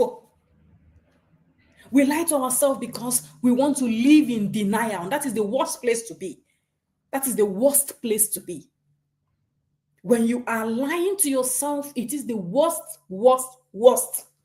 place to be. That is the foundational destruction. Because where are you headed with that kind of thing? Okay, so the confidence to win and the confidence to fail, that is our focus today. Okay, now when we look at the confidence to win, what does it do for us? What is confidence to win? What is that one again? Amarachi, what are you talking about? Confidence to win. Madam, we're confidence to win. Yes, we do. We do. We have confidence to win. And we have confidence to fail. Confidence to fail also comes with all of these excuses that are beautiful. Oh, I don't have hand. Oh, you remember now? Yeah, when I told you when I was 6 years old, I lost both of my parents, all of those, because let me tell you, these challenges are real. They are there. We are not denying that.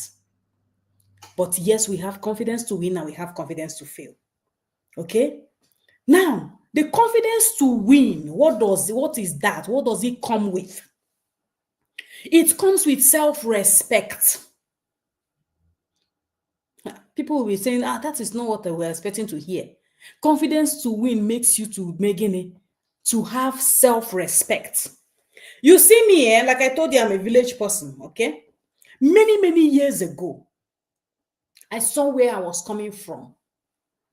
After I had lived with my auntie, came back, things were difficult, came from a family of many children, we are 9 in number. There's just barely enough to feed. There's something I always say. I will never be in the least of the society, never. I've always been saying this since I've been young. Like I've been younger. I will never be in the least of the society. I still say it today. If I'm talking with my husband, I still say it.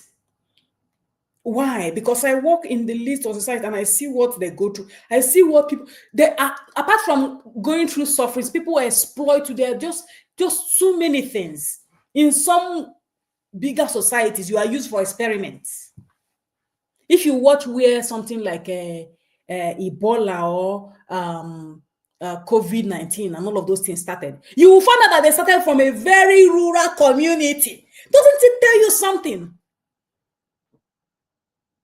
Doesn't it tell you something? It started from a very rural, poor community somewhere. It's always like where we experiment to see how it will affect people. They're not going to start them from White House. No, now. They started from where they feel that they can get away with. So the confidence to win make you to have self-respect for yourself. Like you want to do something, you want to follow this trend of everybody wearing their bras and just breast trendy. But when you want to do it, because of the self-respect, because you are thinking that in future, you might be somebody very important. You are thinking that in future, perhaps somebody in the royal family might be your friend. Maybe you are even a part of the royal family. Maybe in future, I will be an educator teaching in Harvard. Maybe in future, I will be a professor teaching something, and I don't want to spoil that future with the glamorousness of today. So even though this trend can bring me money and it can bring me followers and people talking about me, the self-respect I have for myself will make me to hold back, a little restraint. Yes, we are in a time where they say it's your life. If it's your life, whatever you want to do, do it. You know, it's your life, your body, your this, your that. The things we lie to ourselves about. We like to lie to ourselves a lot. And so when the people, you hear all of those things, your own confidence will be confidence for destruction. You move into places that you know that no serious human being should be going. Into lifestyle that you know that serious life, the life of impact should not be going to that direction. But you move to that direction because of the immediate gratification. Oh, everybody is getting, people are talking, people are having followers. If you follow me on social media, you see that I'm a queen of restraint. Something might be trending, everybody's talking about it, everybody's I will read everything. I know I will read, go through, laugh when I want to laugh, and still restrain. I will still choose which one do I participate in and which one do I not.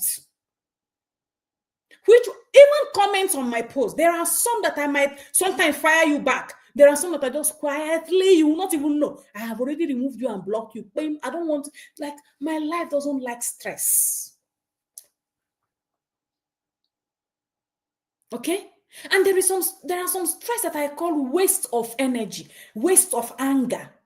There's someone that might want to anger me, and I will say, this one is wasting my anger. Why? My anger should be going on my fears. My anger should be going on my limitations.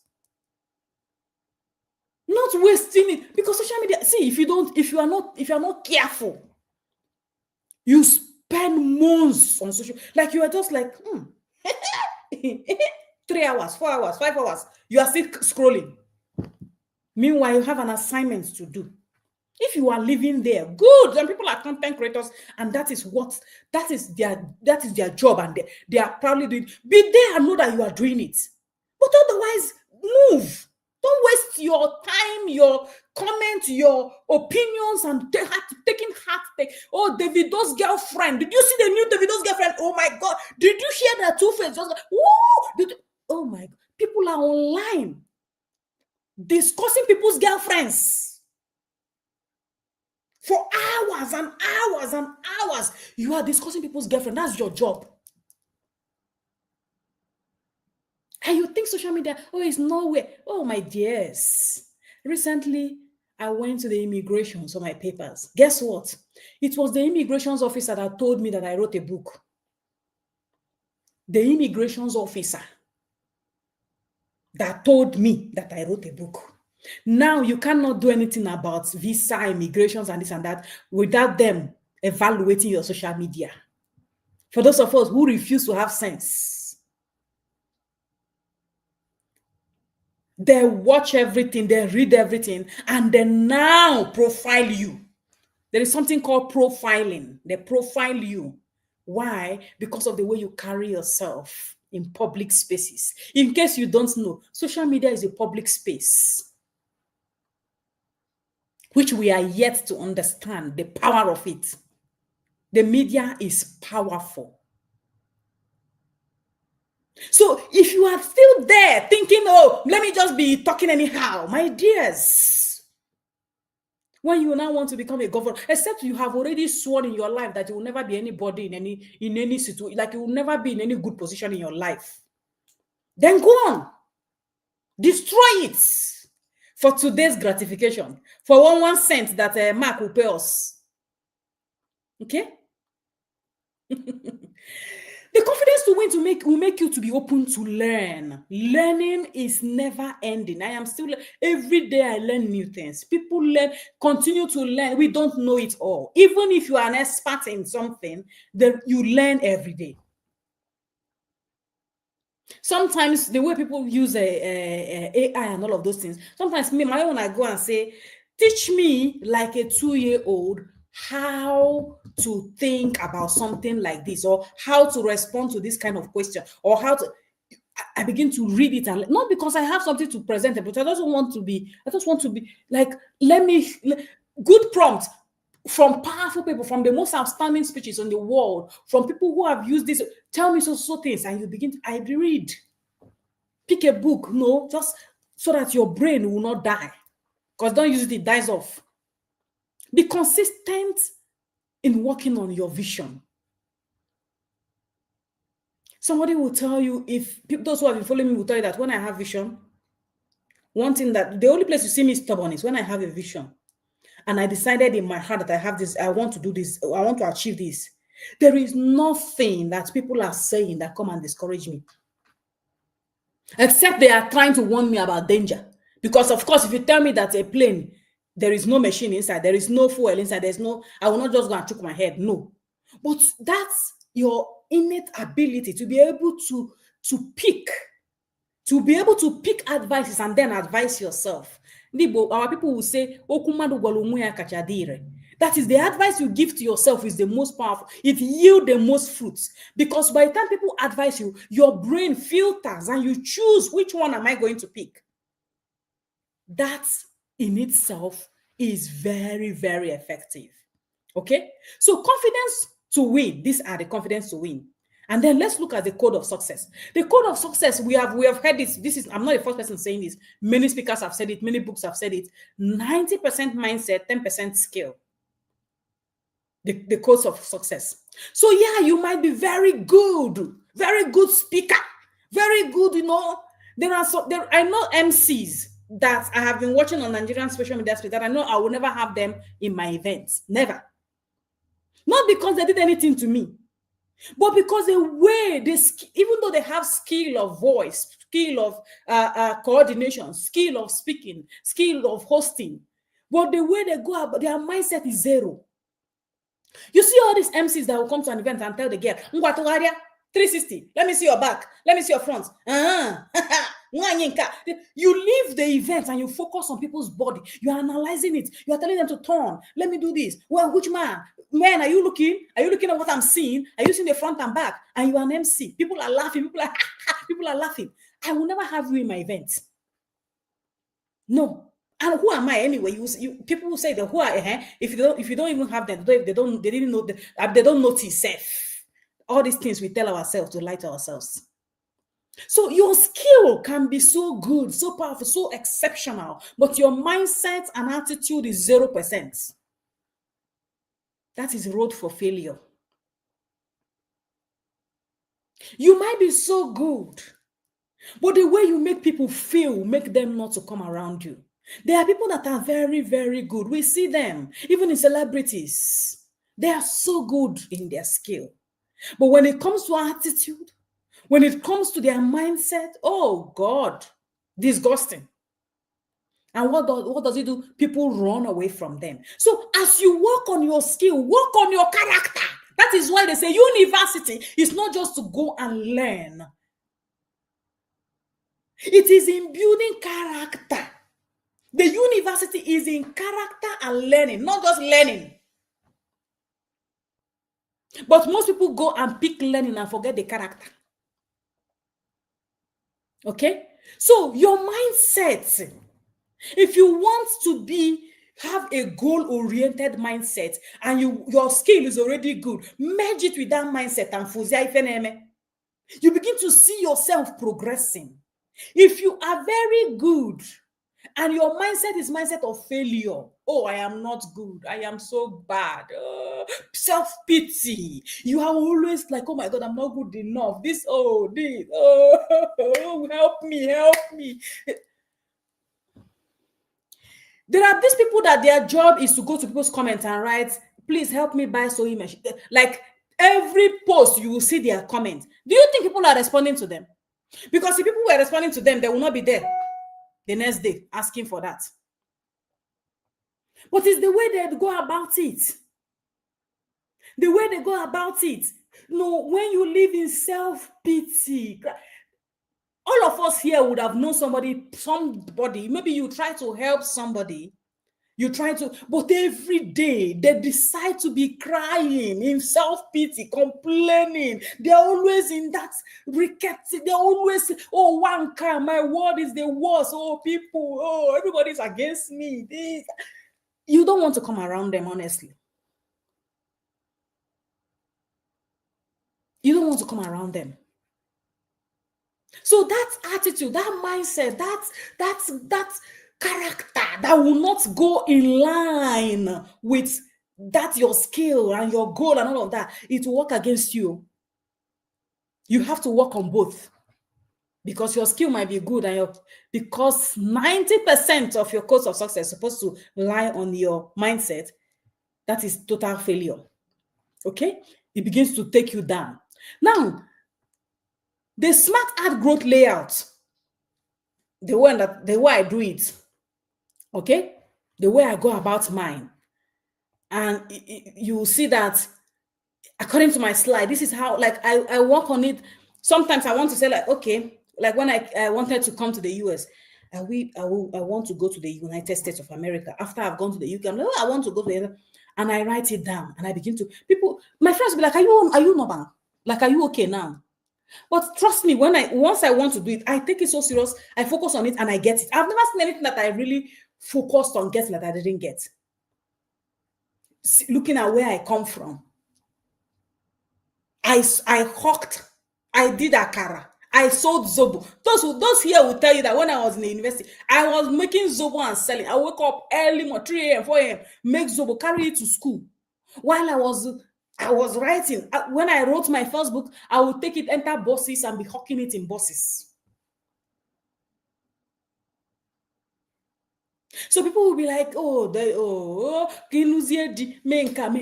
but I knew what I was going for. The kind of projects I've done in this world. The kind of things, like my track record, not to even talk about it. Many things I did in order for me to be where I am today. Many things I did. Many. Because I knew what I wanted to do. And I was training myself for it. Okay? So number one is step in building confidence. You take care of your mind. Remember, I talk about mind, yourself. Asking yourself, how am I doing? You develop growth mindset. Oh yeah, I don't know this today, but I will know this tomorrow. Maybe this one, even though I know it today, I should upscale. I should know it better. I should keep building. You spend 30, if we spend 30 minutes daily to build ourselves the way we spend on social media, doing nothing. If you spend on social media, maybe you are going to pages to learn. There are pages that are really good out there for you to learn. That would be awesome. But when you spend it on scrolling and talking about people's girlfriend and boyfriends and what they decided to do with their life, your time is going. But when it comes to you reading, or when it comes to you doing something for 10 minutes for yourself to upscale, you don't have time anymore. I don't have time. Look at this conference is free. How many of us are here? If Oluchi goes online now and said, well, I think I need 5 boyfriends. Well, if you want to know why I want to talk about that, maybe you should register and I will say my truth. Thousands of people will come in to know why Oluchi says she wants to buy 5 boyfriends. You know? If I go online and say, well, you people don't know, but I want to go for nose surgery. You know, I want to make my nose longer. There is something that you people don't know. If you want to know, just register. I will let you guys know. Millions of people will come in to know. But if I say, oh, let us come in to learn how to position ourselves. If you have admission or you want admission for masters in the UK, let us learn it. People want it though, but the time they'll say, oh, we don't have time. I wish I have time. I wish I no time. The time we don't have time is only the time that we are supposed to use to grow ourselves. We don't have time for that. Now face your fears. You see fears, they are one of the things most powerful. Like fears are powerful. They are the most powerful enemy. The most powerful enemy not the devil. Because the devil we talk about. Sometimes it's when you open your door, the thing go enter. Okay? The most powerful, what devil works with, the instrument that the devil uses is fear. If you see me, the way I would jump up when I see small rat, fear. That is why even over-religious people, they thrive with fear. When people are over-religious, extreme religious, they are so scared because it goes hand in hand. Extremisms goes hand in hand with fear. You have been told that when the wind blows very well, that is an enemy from the village coming for you. If you see a cockroach in the night, that cockroach was sent by your uncles to come and bite you. Oh, if you see something like shadow move like this, or maybe Holy Ghost, somebody, fear. So because I am born from Ubogde the man, where I grew up, very poor home and all of those things, somebody will now tell you that maybe tomorrow you become the governor. Say, you forget that thing. You're just pulling my legs. The fear of how can I try? Hey, if I speak now, people will attack me. This social media time, the fear of everything, fear of uncertainty, fear of not being accepted, fear of not taking the right path, fear of people laughing at you, fear of failure. All of us have fear of failure. Nobody wants to fail. Nobody will tell me that they want to venture into a business and there is no small fear of failure there. So there is always that fear. But if you face it and you know that if you fall and wake up, it is your journey and you own it. Instead of pretending that you never fell. Instead of pretending that, oh my God, the moment I scaled through, I stood on the flying mat. The mat took me, I never even encountered any gallop. When you lie to yourself, that is when that fear gains power. But when you are authentic and own your journey, when you are authentic and speak to yourself and accept that I can fall, I can wake up, I can pick excuse, oh my God, I made a mistake. Even as a teacher, sometimes students are, when they fire you with questions, you go understand yourself. Imagine Amarachi of Uwogidi yesterday teaching in Harvard. Who say? Who dare? How dare you? When these children ask you questions sometimes, even my child, I'm like, I am not ashamed to tell my daughter, I don't know how to do this. Can you show me? She's a child, but she will show me. It was from my daughter that I learned Google Slide. Google Slide, I didn't know. Because I have been using PowerPoint and I never want to look away. And I was just saying, so use Google Slide. I said, which one is Google Slide again? She's like, you don't know Google Slide? I say, yes, teach me. And they will be happy to teach you. My students will ask me a question. I'm like, oh my goodness, I've never really thought about that. I don't know this. I'll look into it and tomorrow I'll respond to you. They respect you more than when you say, yeah. Oh, when, the thing is that,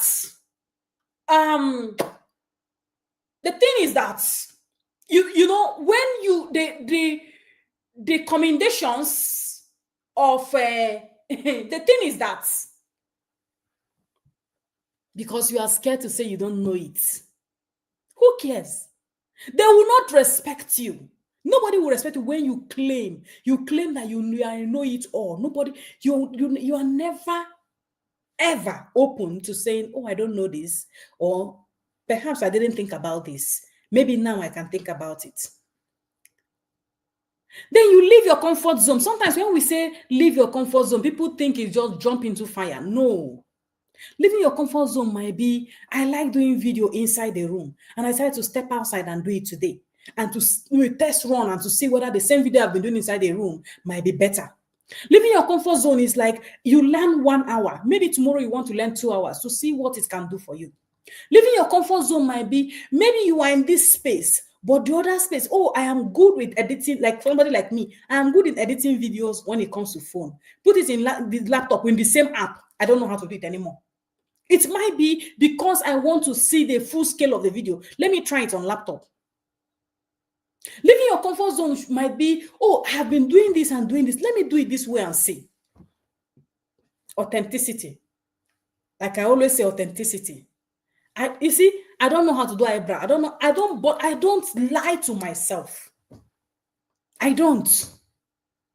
So I am not scared of, oh, you've been seeing me online, but when it comes to video, I hide because, oh no. Okay? Self-development. When we call for things like this, for those people who have been gifted, all you have to say, come and register for this. Be part of this for free. Please be part of it. Avail yourself for growth. It will not take away anything from you. If I tell you how many conferences and workshops I had to attend so that I will be learning and even to learn how to talk where people are, I had to go to conferences for it. I was a conference goer. Most of them I paid just to learn, to be sure that I am actually positioning myself. Strategic plan. You want to do this. What is your plan? Okay, I'm going to study how to gain admission. I'm going to study how to apply for transcripts, how to apply for passports. I'm going to study what are the likely questions when you go for visa interviews. I'm going to do this, how to communicate in emails with professors in global universities. When I learn this for over a year, I'm going to be applying and learning on the process, asking questions. This is your strategic plan because you want to live for the United States. You learn, you position yourself, and then action plan. If you say tomorrow, I'm going to read this page, tomorrow you do it.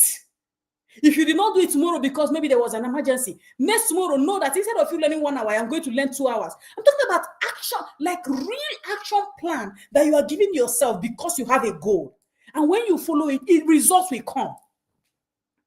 Results will always come. Okay? Now, let's continue quickly because I know our time is really flying. Now, take care of yourself and your mind. Be clean, dance, and exercise. When I say be clean, people are like, when your house is so chaotic, you hardly think. So being clean helps you. It gives space for creativity. There's something we call creative atmosphere. When you are clean, when you create space for something, you will be able to achieve that thing. Chaos in both physical and everything goes together. Your mind, your brain is busy processing all of this chaos and not the place you want it to be. So organizing yourself, organizing your strategies, organizing your action plan, they are all part of it.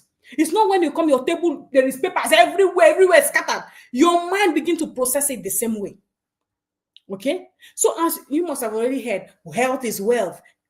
Health, wealth, happiness. Because without health, all these things we are talking about is balderdash. Which is why we have to create time to take care of ourselves. Okay? Develop growth mindset. Ignore foundation. Oh, I came from this. I came from that. My mother this. That foundation is good. But pick only what will help you. If it doesn't help you, push back, so that foundation is not your limitation. Okay? Begin to learn the psychology of success. Sometimes you must have heard where people say, when you think it, you have it. The more your mind thinks something, the more your mind will attract something. If you think you are not good, people will think the same way. If you see yourself as a failure, people will see you the same way. You don't know, but it is energy that you are putting out. When you put out energy of destruction for yourself, trust me, that energy will come back to you. Some of us are on social media. People don't insult us as much as they insult some other people.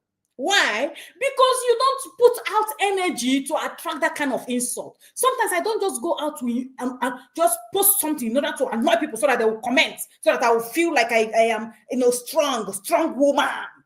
You just stir people. You just stir the waters so so that you see how people are reacting. People do that.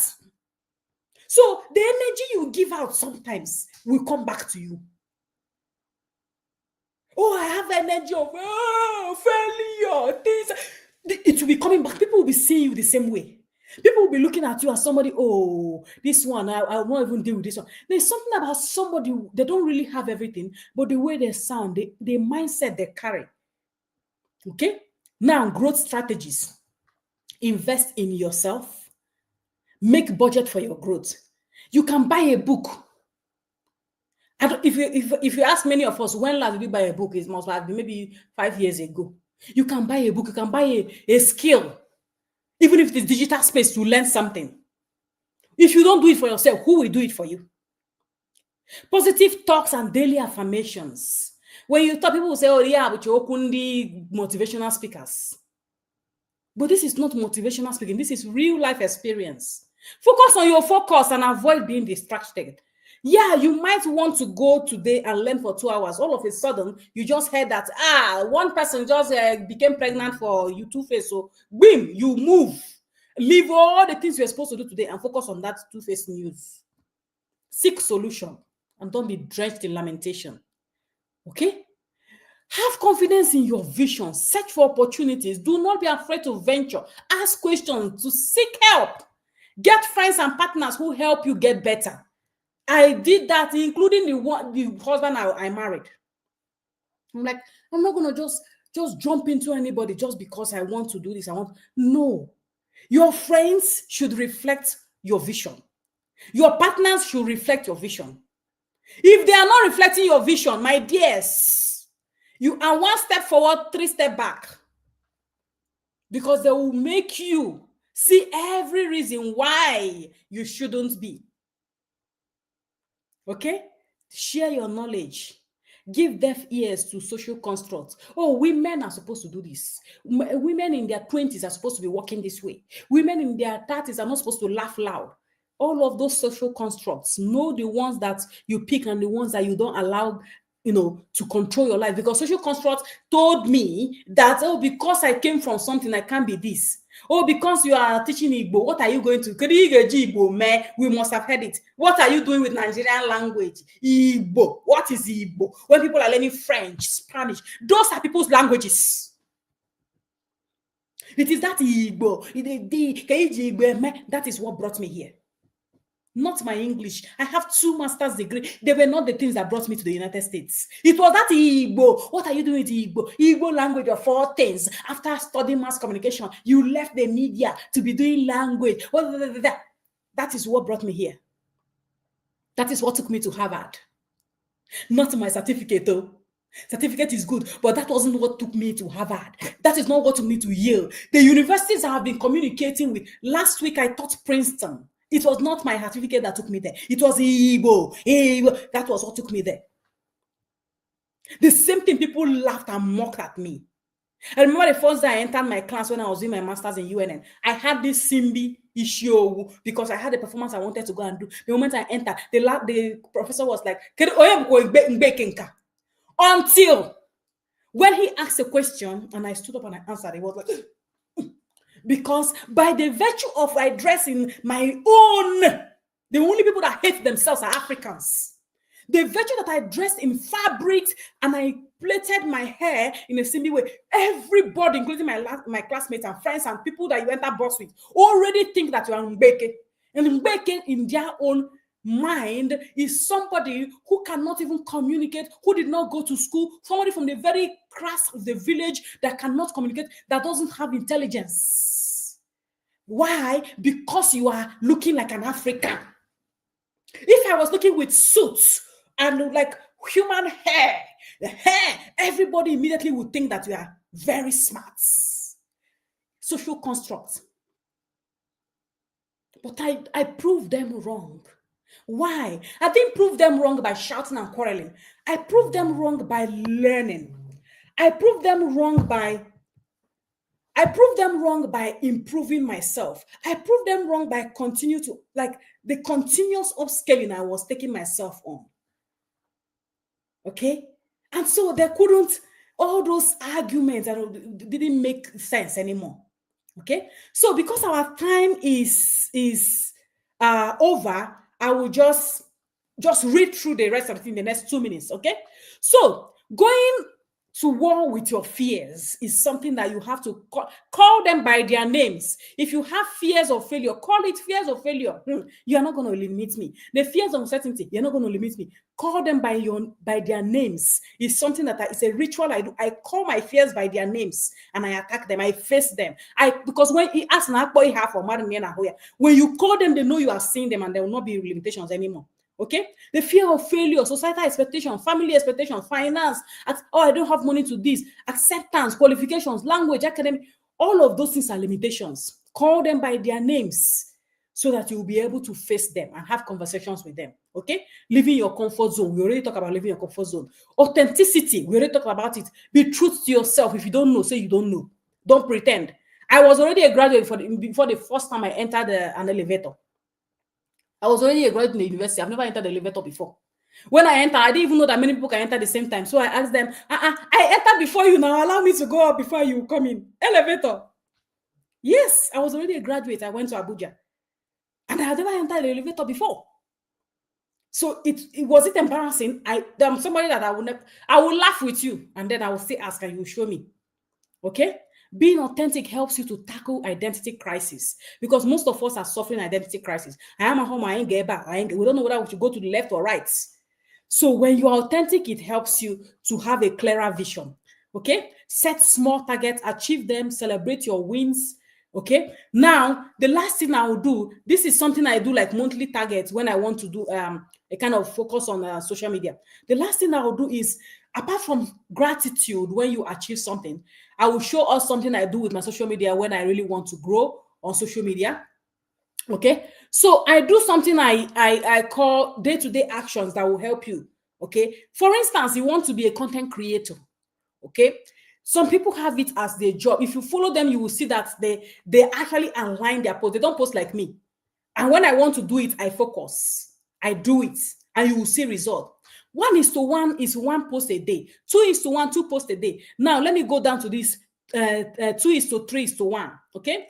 2:3 is that we have 1 day, okay? But we have morning, afternoon, and night. Now, you have 2 posts in the morning, 2 posts in the afternoon, 2 posts in the night. There is no time, so I can't go to breaking down the strategies on the times and all of those. The time, if you want that, study the media. You can use ChatGPT. Study the media and see how it works. When I worked in the radio and TV, you work on time to post, the peak time, the early time, so that you will work with people that are your target audience. If my target audience is Nigeria, by 4 a.m. or 5 a.m. will be my first post. People naturally wake up and go to their phone. Okay, now you target, if you are posting morning, afternoon, you target maybe lunchtime. You work on that. It's not post like me that maybe my target is Nigeria, but I post in 4 a.m. here. Sometimes I do that on purpose because I'm not really following this right now. But anytime I want to follow this, I want to do this in a month or 6 months. Maybe I want to market my products. Maybe I want to talk about something. I do that, like take it seriously. Timetable and see the result will be there. Trust me. Do it for 2 months. Anything you do for 6 months, people will know you with that thing. Anything you do consistently for 6 months, you will be known with that thing. So anything you learn every time consistently for 6 months, you will be good at that thing. Like anything you bring out your time to really focus on for 6 months, even if it is prayer, you pray for something, focus on it, like really, really, your soul and mind and body and attitude and actions for 6 months, you will begin, your whole being will start to align with that thing. Okay? And this is where I will bring my talk to a close. Success occurs when preparation meets opportunity. We've heard that before. But global success that requires vision, courage, and strategic positioning. Okay? The world makes room for those who know where they are going and show up prepared. Don't wait for the world to discover you. Train, rise, and show up daily to lead. And when you do that, trust me, the world will create space for you. And I pray and wish us good in whatever our hearts yearn for, believing that when you bring out your time to position yourself to do what you ought to do, you are definitely going to achieve that, which is why it is also good to work with your health and mind. Work with, because when they are good, when your health is good, you can now focus on other things. When your mind is working with you, you can achieve better. So your whole being go together in achieving what you want to achieve. And this is where I will end it for today. And I don't know if that will have time for questions, but I will leave it to Oluchi to take it from there. Thank you. Please, can I see balls of fire emojis in the comment section? If you are feeling what I'm feeling, can I see fire emojis? I was going to ask a question, but no need to ask this question. Is somebody like this, if you have somebody like this in your circle, do you think the word failure will ever come closer to you? Me looking and listening to Amarachi, you know that she's a goal crusher. Impossibility is never in her dictionary. Nothing. As in, please, let's get balls of fire. Even with all the challenges, getting the slide, you can imagine what would have missed this evening. But she still spit her fire. There is no need asking how did she make it? How did she get? How did she attract global opportunities? There was something striking she said. 90% mindset when you are after success. 90% mindset and 10% skill. You can see how healthy she has a healthy mindset, how high her mindset is, how open her mind is, how she has a growth mindset. You listen to when she was talking about, how people laughed at her with her hairstyle and everything. Her name is confident. I don't care. I know what I want. No matter how you laugh at me or whatever you think, until I get that thing, I have no business with you. And whatever she sets her mind on, she goes all out for it. This is what we are talking about. This is what we are talking about, guys. It's not just about academic excellence, burying yourself to get first class. Meanwhile, those skills that you need to really train yourself and position yourself to attract global excellence and global opportunities, you are not doing anything about it. Please, let's appreciate her. Let's appreciate our next speaker has been waiting, and he's such a gentleman. I played with him and he was okay with it. Unfortunately, we're not going to take questions because the next speaker's time is far spent. What we're going to do is that your questions, you're going to leave them in the chat room. I'm also going to share Amarachi's social media handle so that you follow her on her social media. She shares very valuable content that you can learn a lot of things from. Thank you. And with this, we say thank you so much. Thank you so much. I might not be here, but please, if you reach out to me on social media, you can even drop your questions there. I would respond, okay? My name is Amarachi Atama. Just say from Purposeful Living Conference 2025, and she will attend to you.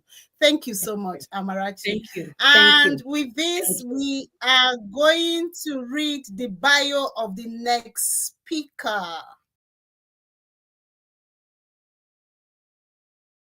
Meet Hamed Kayode Alabi, an EdTech leader, 2-time state speaker, poet, author, and award-winning social entrepreneur, known across Africa for his powerful advocacy in education, youth development, and sustainable change. Born and raised in Makoko, Africa's largest floating slum, Hamed lost his mother at the age of 7 and watched his father struggle to find work. These early experiences shaped his drive to uplift others through education and opportunity. By age 15, he was already teaching in a rural school in Lagos. That passion later bettered the Kayode Alabi Leadership and Career Initiative, a non-profit that has empowered over 9,000 students across Nigeria and Africa with life skills, leadership training, and career readiness. He also founded a Teachers in Training Fellowship that leverages technology to train innovative educators and serves as a regional manager at Peace First, supporting youth-driven social innovation in over 150 countries. A global voice, Ahmed had spoken at the UNESCO headquarters in Paris and has written 3 books and over 190 articles on personal, community, and global transformation. He is a recipient of the U.S. Consul General Award, the African Talent of the Future Award, and is a MasterCard Foundation Scholar with a Master's in Africa and International Development from the University of Edinburgh. Today, he serves as a transition coordinator for the MasterCard Foundation Scholars Program while leading the youth of his edtech startup, skills2rural.org, a platform already reaching over 97,000 young people in marginalized communities across Africa. His story is a proof that you can start local but aim global. Ladies and gentlemen, with a standing ovation and a round of applause, please make welcome to the stage Ahmed Kayode Alabi.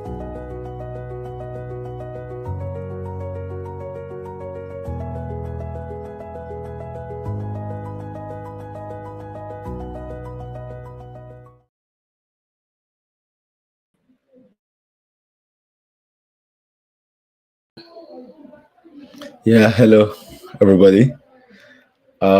It's great to be here, and it's great to share. And I actually really love the video introducing me and my bio. I was having a lot of goosebumps just listening to that. So yeah, great to be here, and great to talk about the topic, which is start local and aim global. Let me share my screen so that you can see my presentation for today. I'm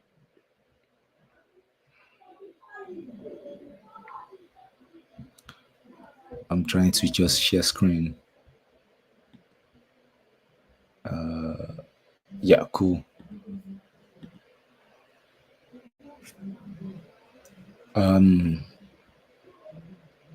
Cool. I get folks can now see my screen now. So yeah, this is my presentation, and I would like to start with my story, because when it comes to thinking about starting local or aiming global, I think my story actually offers an entry point into the whole idea about starting local and aiming global. And I would like to say that I want to make a bit of correction here, that your local is your global. I think most of the time people think where they are currently at, people think that their community is in global, but what we think as global is actually local. And when we think about opportunities, when we think about change, when we think about how we can grow and how we can excel, is when we start seeing our local as global. That's when we can actually create the change we desire and create the change we hope to see. So I would say again that your local, what you think as local is actually global. And once you start seeing it that way, it changes your perspective about how you grow and how you see an opportunity. So what's my story, right? What's my journey? If you look at this picture, this was actually me when I graduated from the University of Edinburgh through the MasterCard Foundation Scholars Program. I studied African International Development, and the University of Edinburgh is actually one of the top universities in the world. I think when we look at the ranking, it's probably around top 20 or top 30 in the world, and in the UK in itself is number 5. And you can imagine how did I even get to study there, or how did I get to that point, or what led to that point. And and it starts from my story, right? I was born and raised in the largest floating slum in Africa, Makoko, Nigeria. I lost my mom when I was 7, and my dad became unemployed at some point. And I stayed out of school for a whole academic term, and it was the same for my brother, who actually stayed out of school for academic year. I could recall that at some points we even have to walk in the streets. I think I was 12 or 13. I was walking in the streets and I was selling sweet and spaghetti. So, I would put the sweets around my neck and I would carry the spaghetti in my head and then I would sell. And that was like even my first moment into like, business as well, because I was selling spaghetti for the family. So I noticed that I was selling really well. I was good at negotiating.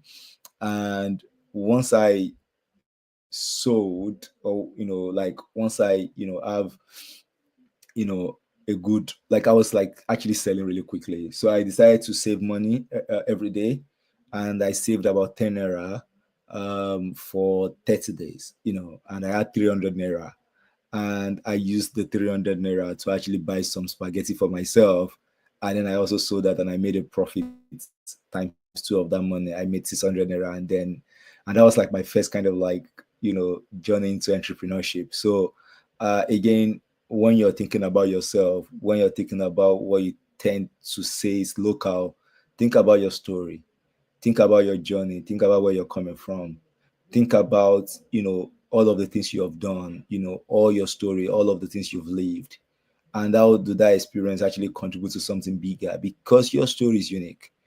And most of the time, because of where we are from or because of where we are coming from, we actually think that our story doesn't matter. We actually think that we shouldn't be talking about our work. We should be talking about our experience. But that's what makes us us. And we learn through that journey, right? And for me, it was like, learning through that, walking in the street, learning spaghetti. And in fact, during those moments, I actually saw children or young people who shared different circumstances, such as myself. Even though I could not afford 3 square meal, but there were people who could not even afford 3 square meal at all. Even though I could not afford 3 square meal, but I could afford two. I mean, there were days where, we could eat, and there were people who don't even have access to food. I was, even though I was out of school, there was a time I got back into school. There were kids who were not in school at all. So I was able to see my problem even more closely. And I was thinking during those moments that I could do something about this, right? And I remember that at the age of 14, my dad actually sent me to a program. It was a program for vulnerable children. So I was selected for that program and I went for 1 week. And I could recall that in that program, they defined self-esteem. They said self-esteem is the way you see yourself and the way you see the world, and the way you handle yourself and the way you handle the world. And right from there, I'm like, okay, I could do something about myself. I could do something about my community. I could do something about my background. And, and I remember that when I graduated from like my secondary school, then I was 15 when I graduated from secondary school, I started teaching in the rural community in Lagos. And even when I was teaching, I used to work as a laborer as well, side by side. So I would teach, and then whenever I have free time, I would, work as a laborer. So people who are like, building houses, if they need somebody to fetch water for them, I would do that. If they need somebody to lift blocks for them, I would do that. If the lands are bushy and they need somebody to actually clear them, I used to be one of those who would clear the bushes. And the money we get from there, we actually use it for lunch or dinner. But again, I was teaching, and my kids were learning, and I was doing something within my community. I wasn't just a bystander. And one of the things, when they say that a global citizen is not somebody who has traveled the most. A global citizen is not somebody who has gone to 20, 30 countries. A global citizen is somebody who see a problem within their community and decided to do something about it. So what are you seeing in your community? What are the problems and challenges you're seeing in your community, and what are you doing to solve them? I think this is the first question you should ask yourself. What's the problem in my community? What's the challenges in my community? And what can I do to solve those problems? What skills do I have? Back in the days, the skills I had was because I've been through secondary school. I already had some level of education already. I can teach a nursery class, right? I could teach basic arithmetic. I could teach basic verbal reasoning. I could teach, basic English language and literacy skills, like, because I already knew all of those things. And that was what I had to contribute. So what skills do you have? Ask yourself, what do I have? What skills do I have? And how can I use that skill that I have gotten how can I use it to contribute for the good of others? And I would say that for me, that was how my journey started into global opportunities that people might want to call it, because again, like I said, it's still local opportunities, right? That was how it started from. It was missing problems in my community, trying to do something about it. In fact, I could recall that when I was in secondary school, that whenever I noticed that there were some of the students who were struggling with accounting, my juniors, I went to start teaching accounting. I was 13, 14 at the time, right? When I finished, secondary school as well, there was a time HIV and AIDS were rampant, and I became a peer educator for HIV and AIDS. I was 14. I think 14, 15, 16. I was doing peer educators for HIV and AIDS, and I'll talk about it based on the knowledge that I learned and based on what I know. So you have to ask yourself, what do you know? What skills do you have? And how do you now use those skills to change the world? And even then, I wasn't like, social media wasn't as, social media wasn't as mainstream as it is today. Because today you could, literally post what you're doing, you could post about your work, and people can learn about your work. And then there wasn't social media, it was just like, pure passion. But now you've gotten social media to communicate your work. You've gotten social media to communicate your thoughts. You've gotten social media to find supporters who can support your work.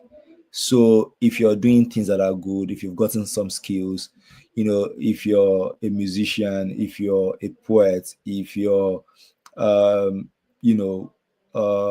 if you love chess, whatever you like, go on social media and talk about the story. Because you never can tell who is going to see that story and who will feel inspired by them, or who will see what you're doing and who want to patronize you. And what that does is that even though opportunities is not equal, it could help you equalize opportunities. It could help you open the door for yourself, especially if you're coming from a place like Makoko. If you're born in a place where there aren't resources, if you're born in a place where there aren't many opportunities, So when you look at this graduation picture that I've shared, when you look at this image, it's an image of possibility. Is the image that it's possible to do, great things from a small place, like Tunde would say. Tunde Onokoya is like a Nigerian chess master, anyways, and won the Guinness World Record for chess. And it's that idea that how do I transform my community, and how do I tell the story, and how do I encourage other people to do the same. So those were my experiences actually growing up. But how did I even get here? How did I get to Edinburgh? How do I get many opportunities that I've gotten? How do I get to this point that I am today? And I would say that, to be honest, when I was growing and when I was doing all of these things, I didn't even know. In fact, I didn't know that there are opportunities out there for me. I didn't know that it existed. But one thing that I knew was that if I choose to do something, I'll give my best. And I could recall that it was not until I got into university, I was able to concretize this idea. When I got into university, one of the things that I told myself is I could be the best. I wasn't the best in my secondary school education, but I told myself that here in the university, I could do something about my circumstances.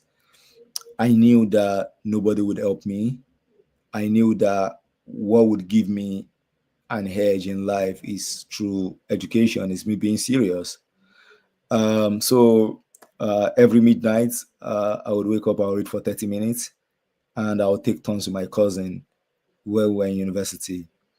And it's not that I was the best in my class, or it's not that I'm the most brilliant person there, but one of the things that I know is that I will show up. So I would, read every day for like 30 minutes at least. Whenever we have a note in the classroom, I'll make sure that, okay, a day would not pass by without actually reading the notes and grasping it. And as I was reading, I would set question. And one of the things that I also started doing when I was in university is that I would teach students what I know. So I used to do free tutorials. And I never knew that the free tutorials I was doing, I was actually helping myself. Um, so I would do free tutorials, and I didn't know I was actually like helping myself. I never knew that I was creating a pathway for myself. I was creating my own opportunities. I was opening my own doors. And one of the things that I learned, I think it was Martin Luther King that said this. I think I read his memoir, and he said, to teach is to learn twice. So when you teach what you know, when you teach an idea, you're learning actually the double time, like you're actually learning twice. And for me, that was what happened then. It was me learning actually twice, right? So I would teach and I would do everything like that. And then I noticed that I was just scaling through and I was passing.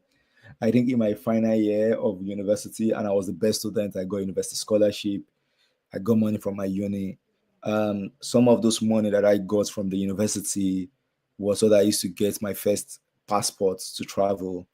Um, it was also what I used to buy an Android phone for myself, Infinix or two back in the days. And that phone was what I also used to actually find opportunities as well, right? So, again, it's like, what do you have in front of you? And how do you leverage that, to create opportunities for yourself? So, me being the best student, me working hard to make sure I pass my exams, they were me actually like opening the door for myself. I know there's the bandwagon, or there's this message right now, there's this bandwagon of universities and people saying education is a scam. And sometimes if you want to create opportunities for yourself, you need to have the best education you can get, and make sure you graduate with like a good grade, because that could be your first step to actually getting opportunities, right? Even opportunities to explore the world. And I had I didn't have a first class. I was close.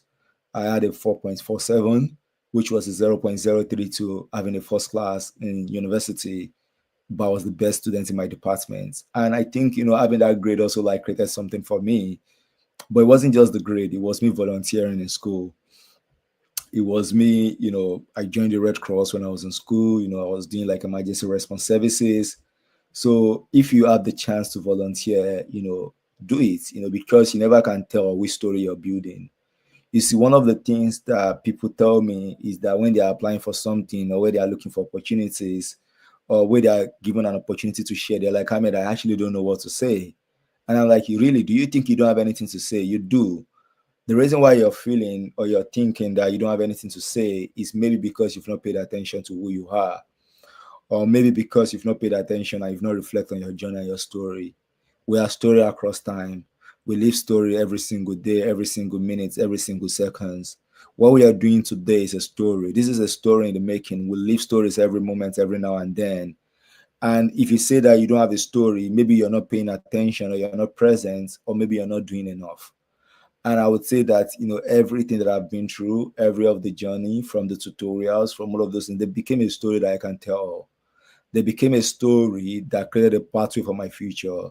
They became a story that opened the door for me, and that opened the pathway to whatever so-called global opportunities that I've gotten today. It was, it started from then.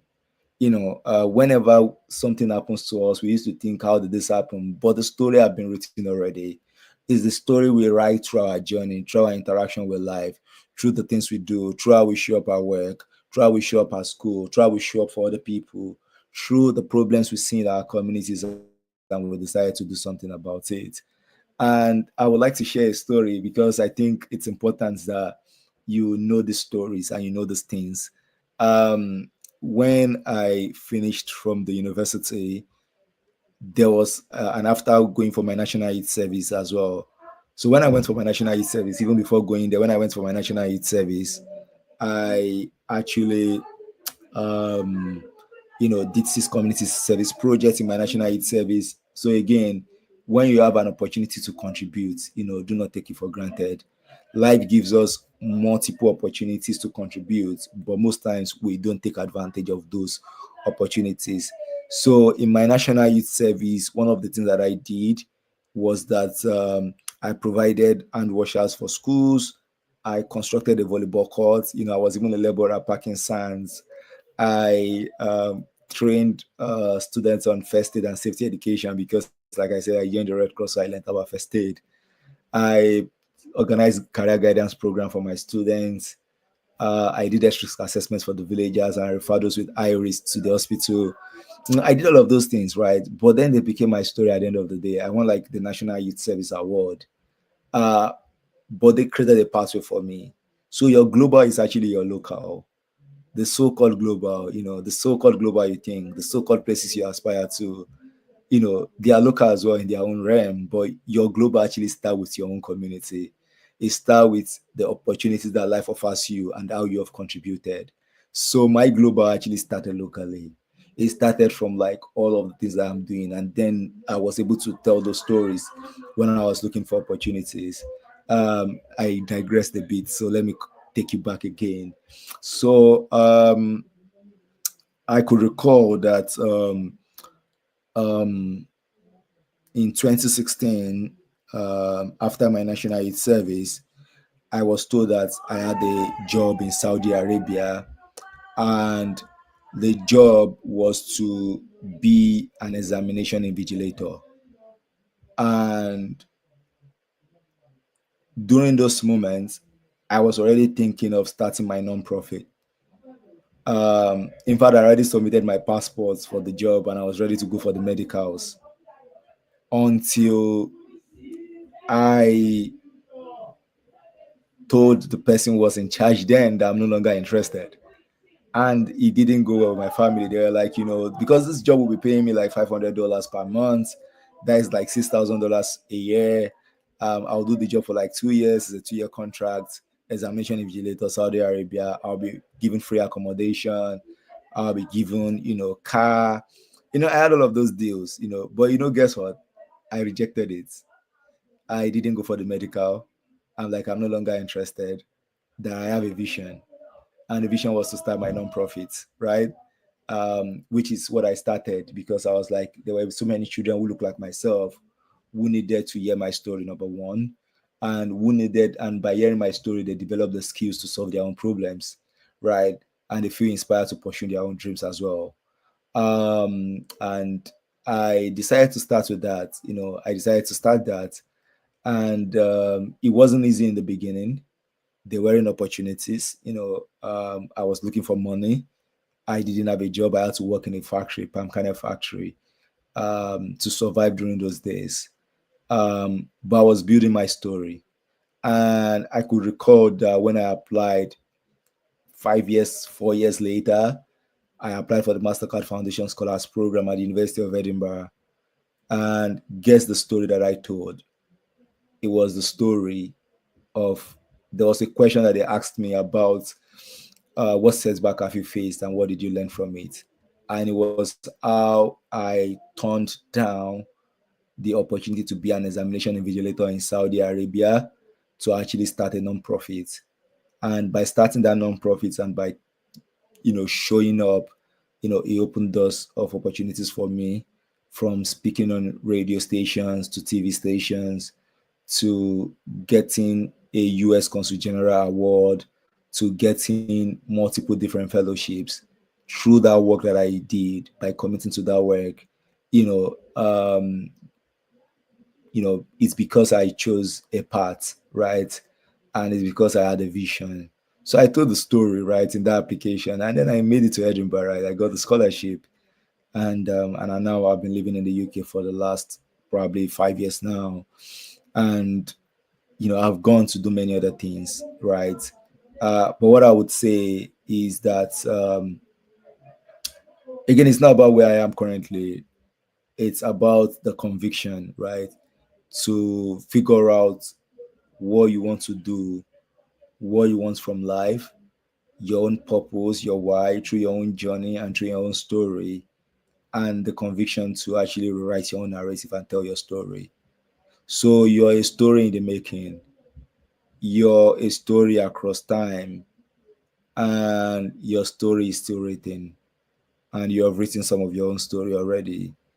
And it's how you're able to then now tell that story, which I think, one of the important skills for you to have. In fact, one of the important skills to have now in the century, no matter what AI is doing, no matter, the new innovation that has been created, your story is the most powerful tool that can open doors of opportunities for you. Is what makes you unique.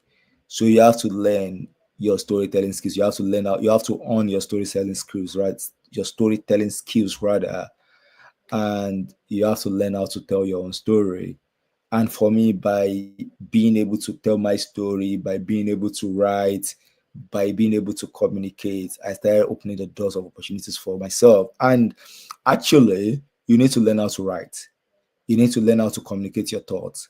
You need to learn how to speak.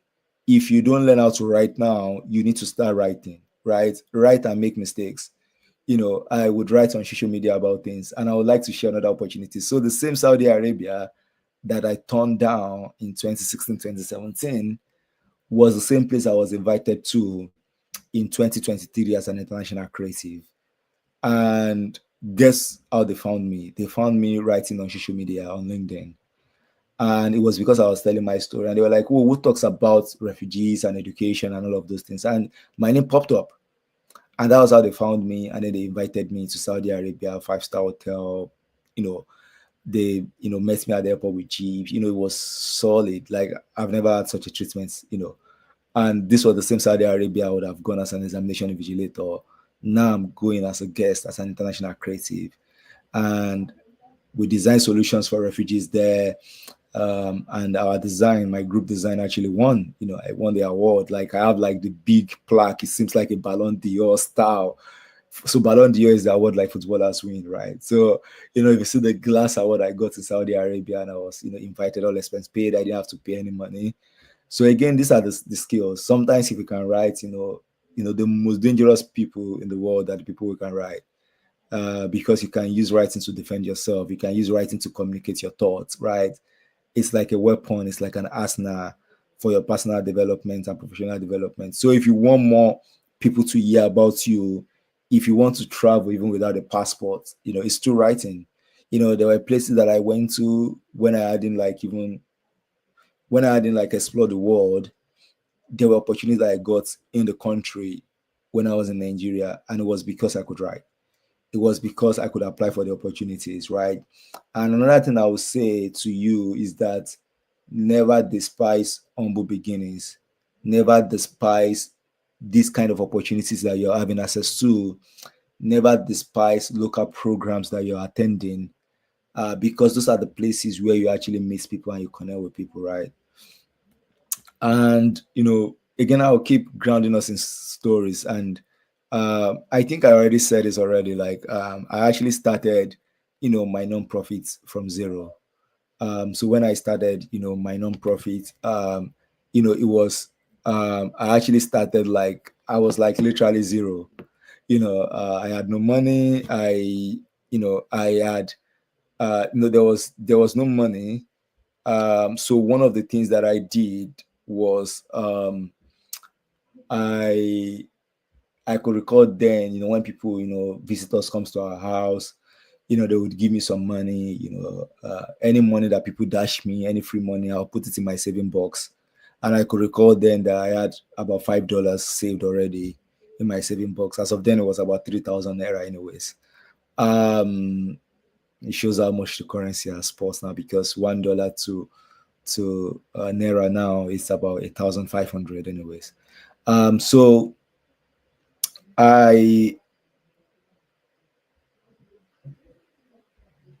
could recall that I picked that money from my saving box and I used it to run our first program. Myself, my cousin, and a friend, I was a speaker. My cousin was a speaker in that program we did. It was like a career talk for students. Me and my cousin, we came together, were the speakers. My friend was an MC. And I needed a projector. I didn't have one. So I needed to get one. So I remember there was a quote I learned then, is that I don't buy what I can rent. I don't rent what I can borrow. And I don't borrow what I can get for free if I have the right type of network. So what I did was that there was a friend who had a projector, and I used that relationship to actually get it for free. So we used the projector for free. I only paid for the transportation to get the projector and to return it. I used the money that I have that I've saved to rent a speaker, to buy fuel for the generator, to get a photographer. And that was how I ran my first very career talk. And now this career talk has now grown to be like a top seminars that has been funded globally. It's the talk that has, curated and grown to be an AI platform that I developed to provide career advice for young people, which is Rafiki AI. And then you can imagine the journey, right? And I recently released that, and it's like 8 years ago. I didn't even know I would create this kind of innovation. So it's also like, like I said, what are you doing, in your community? And I will say that we've raised from zero, from that $5, we've gone ahead to raise at least $100,000 in cash and kind. And some of those money is also what I contribute, like 15% of that money. It's also contribution from my own money. So, and then you can just imagine, what that looks like and what that process looks like and what the power of taking one step looks like. So if you want to do something right, take that step. And this is actually me in that career talk. You could see me in my one Nigerian suit, because, when you're wearing one suit every single day or every single moment, people actually call you that you're one Nigeria, because that's the suit you wear every day. And that was my friend there, who is the MC, making sure people were okay. And that was me, 2017, telling my story and talking about my work and organizing a career talk for students. And those speakers you're seeing on the background, those were the speakers that I rented, and you can imagine. So just start from where you are, right? Start from where you are, create an opportunity for yourself, create a pathway for yourself. Don't say that, there's this idea that you keep complaining about the system. The system can break, but it should not break. Let the system break, but you need to protect your soul. You need to make sure that the system around you is not actually broken, right?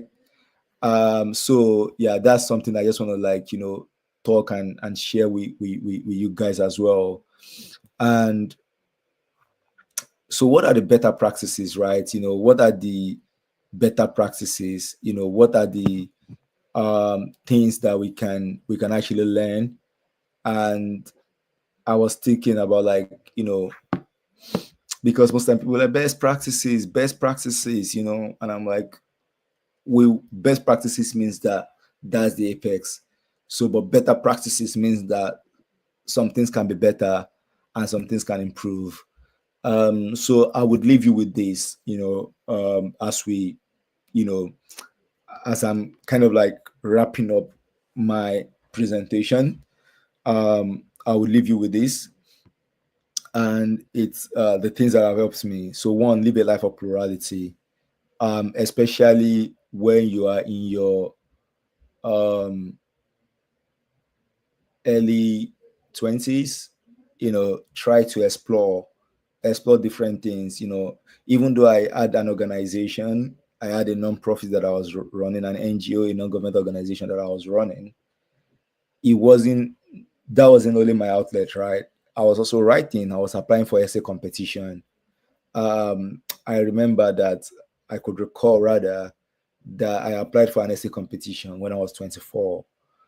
And it was about my African, dream. So I applied. I didn't win. I wrote the essay. I didn't win.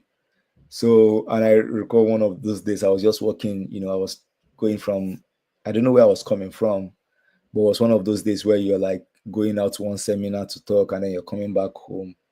And my brain was just thinking, I'm like, my African dream is beyond 500 words. This essay was 500 words, but I had much more to do. I had much more to write. So in Lagos traffic, I started writing a book. I actually wrote 70% of that book in Lagos traffic and I published the book. So a so-called essay that I did not win became a book that is now selling globally, right? And I published my first book, The Africa I Dream to See. And this book have opened doors for me as well. In fact, the book is actually in one of the libraries, one of the largest libraries in Saudi Arabia, in Itra. The book is actually there. And some other libraries now in the UK that I've donated the book to. And and I didn't just write one, I wrote two, I wrote three. Now I have three books. So write, explore the talent, like I said, writing is powerful. Explore plurality, because plurality could open different pathways for us. It's a way of like exploring our being, so that even when we're not doing well in one part, there's another part that actually makes up for it. And the truth is that as you're building skills in one part, it also helps you in other part as well. So as I was writing essays, doing all of those things, writing on social media, it was also helping me to become a better writer. Right. So when I was doing my master's, I had to write essays. So it wasn't difficult. It wasn't that it was so easy, but at least I have an entry point because I'm writing and I'm comfortable with writing. There was a point I also started doing poetry. And now I would perform, right? I've performed in Oxford, I've performed in London, I have performed in Netherlands, I have performed in different cities in Edinburgh, I've performed in Edinburgh. And last year I was invited to even perform in Norwich, in England. And at the Black History Month there, to read two of my signature poems. And also three of my poems will be accepted into like an anthology very soon. And it's by exploration, right? Now I'm like a poet, right? And for me, that's an opportunity to explore. So what are the skills and talents do you have?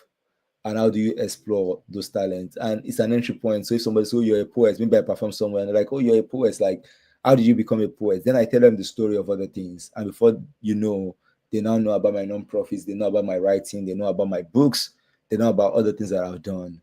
So in your 20s, it's an opportunity to get your hands into different things. I know most people say that you should focus. Yes, focus is important, but your focus should be tied towards a purpose instead, towards a mission, right? There should be a singular mission. There should be a singular purpose, like a why, but then there are other pathways and other vehicles towards getting to that why, like a mission, towards getting into that why. So like practice the life of plurality. In fact, when you look at all of the old philosophers like Friedrich Nietzsche, Carl Jung, there were people who lived the life of plurality. There were, soldiers, there were poets, there were, philosophers. Some of them were even medical doctors, So again, especially now where specialization isn't only the thing at the moment, even though you could be deep in one sector, but also have a way of expression. I think that's what I'm trying to say. Have a way of expression. Proximity, be close to the people who can connect you to opportunities. There are opportunities that I got to travel. Like I was in Paris in 2022 to speak at the United Nations, the UNESCO headquarters in Paris. I was there to speak, and the person who connected me to that opportunity was somebody that I met in a program in Nigeria, right? It was a program we did, and we got connected, and they kept seeing my work, and that's why I think that I should tell your story. And when this opportunity arose, they remembered, like they kind of like remember me, and they put my name. If I didn't know that they put my name, I just got an email that I've been invited to speak at the UNESCO headquarters in Paris. And again, sometimes we think that the people who connect us to opportunities are the bigger people, are the people up there. But sometimes there are people, they are friends, they are colleagues, they are the people you meet in conferences. Because I met this person in the conferences, she was a speaker. I connected with her, and before you knew, we started learning about each other's work, and they were able to recommend me for that. In fact, they only recommended me to attend the program. And when I sent my bio to the program, those guys read about my work, they found my work online, and they were like, oh, you could be a speaker, and then invited me to be a speaker. And that was how I was on the speaker panel, Now, if I'm applying for like a speaking opportunities or top speaking opportunities, the video that was recorded in UNESCO then becomes my own thing, my product, something that I can submit to people, right? So again, create a pathway for yourself, create an opportunity for yourself. Proximity is important. If you have chosen an area you want to develop in, what are the conferences that you can attend? What are the programs that you can attend? Like this program, for example, what are the opportunities you can access within your proximity? And I wish I had more time. I would have given you another example of what proximity actually looks like. Flexibility as well. Most of the time we like to say that we are doing one thing, and we don't want to explore. One of the things that has helped me in my journey is exploration. Like I said, I started with going to schools, talking to people about career, and now I'm doing AI, right? I've created an AI platform. That's flexibility there. Is knowing that what gets you to a particular point might not be the thing that will take you to another point. So you need to understand that you have to be flexible. You have to evolve. Like there was a time I didn't even know that I could do poetry, but I had to be flexible to say that let me try poetry. I might be able to do it, right? So open yourself to a new challenge, open yourself to an opportunity, right? And for example, I used to write a lot and now I've started recording videos. That's flexibility there, because you have to be a person that evolve. And one of the things I used to tell myself is that so far I am alive, so far I am, living, there's always an opportunity to be, there's another opportunity to become, there's another opportunity to be wondrous, there's another opportunity to create things. And to be honest, even though I'm 65 or whenever I turn 65, now I'm like 31. If I turn 65, if I'm 69, if I'm 70, I'll keep creating. There will always be an opportunity for me, and for me, it's that growth mindset that I've had, it's that flexibility, right, to explore. I know that we have time. I don't know we have time, but I would say that one of the, like I said, one of the greatest thing you can do is to tell your story. Most of the time we will wait that, oh, maybe somebody will publish us, maybe somebody will find us, maybe somebody would, read about our work. um, you know, Maybe no, rather we would say or would wait that maybe somebody will publish us someday, maybe the Punch, the BBC, all the big guys will publish us someday. But sometimes you have to be the first person to publish yourself. Sometimes you have to be the one to tell your story. Sometimes it's only when you tell your story that people can now tell your own story. Recently somebody did a feature for me. It was like a UK news platform. I've never been published by a UK news platform, but they did a publication about me. I think News Deeper UK. I was totally shocked. I never asked for it. I just saw it online and I'm like, how did they get this? And it was because I was telling my story.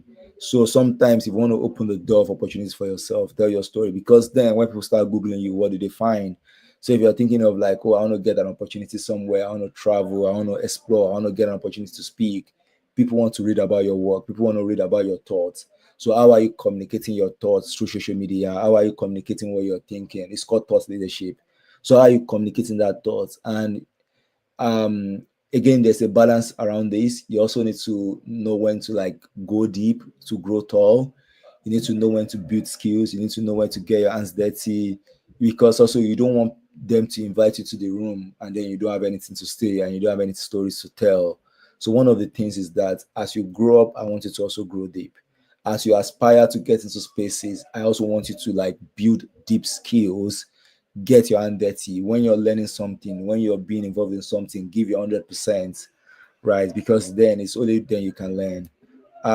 So it's been a pleasure, running this, and I want to say that I wish you best of luck in your journey, and I am actually rooting for you, and I cannot wait to actually read your success story. This image, it's an image that actually signifies community. This was 2022 when I visited Nigeria, and it was the launch and learn of my second book. and everyone in this room came out, to support me. They bought the books, and it was so great, and you also want to build community around you, right? You want to build a community. One of the things that I've learned in this world is that your first supporters are the community you've built, and it's through the stories you tell, the stories that people can connect to. That's how you build community. Again, it's been a pleasure being here, and I can't wait to read your success story. And thanks for having me. Thank you so much. Thank you.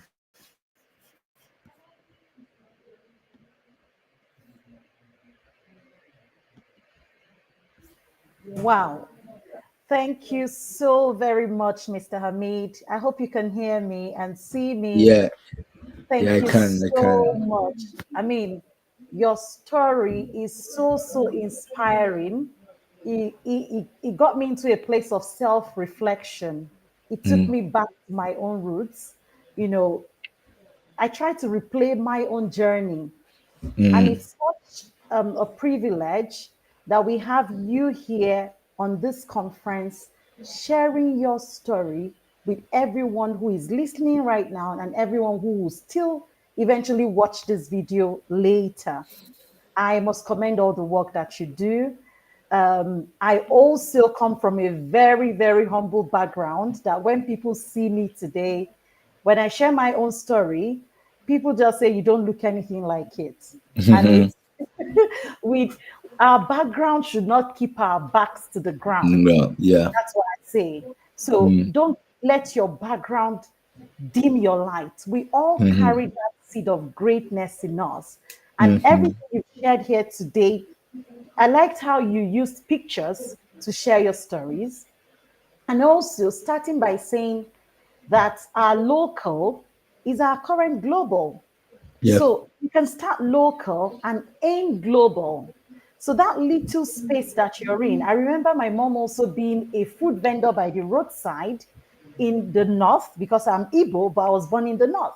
I used to sweep outside where my mom would go and shade in the rain, in the during Hamatan in the north, it would be so cold. We're frying akara by the roadside.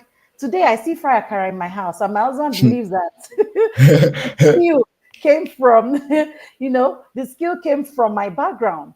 Even starting little entrepreneurial experiences or things that I explored, I remember that it's not like I've been into any business class, but you just learn this thing. Yeah. Learn it because you're part of it. You get your hands dirty, and it instills so much tenacity in you.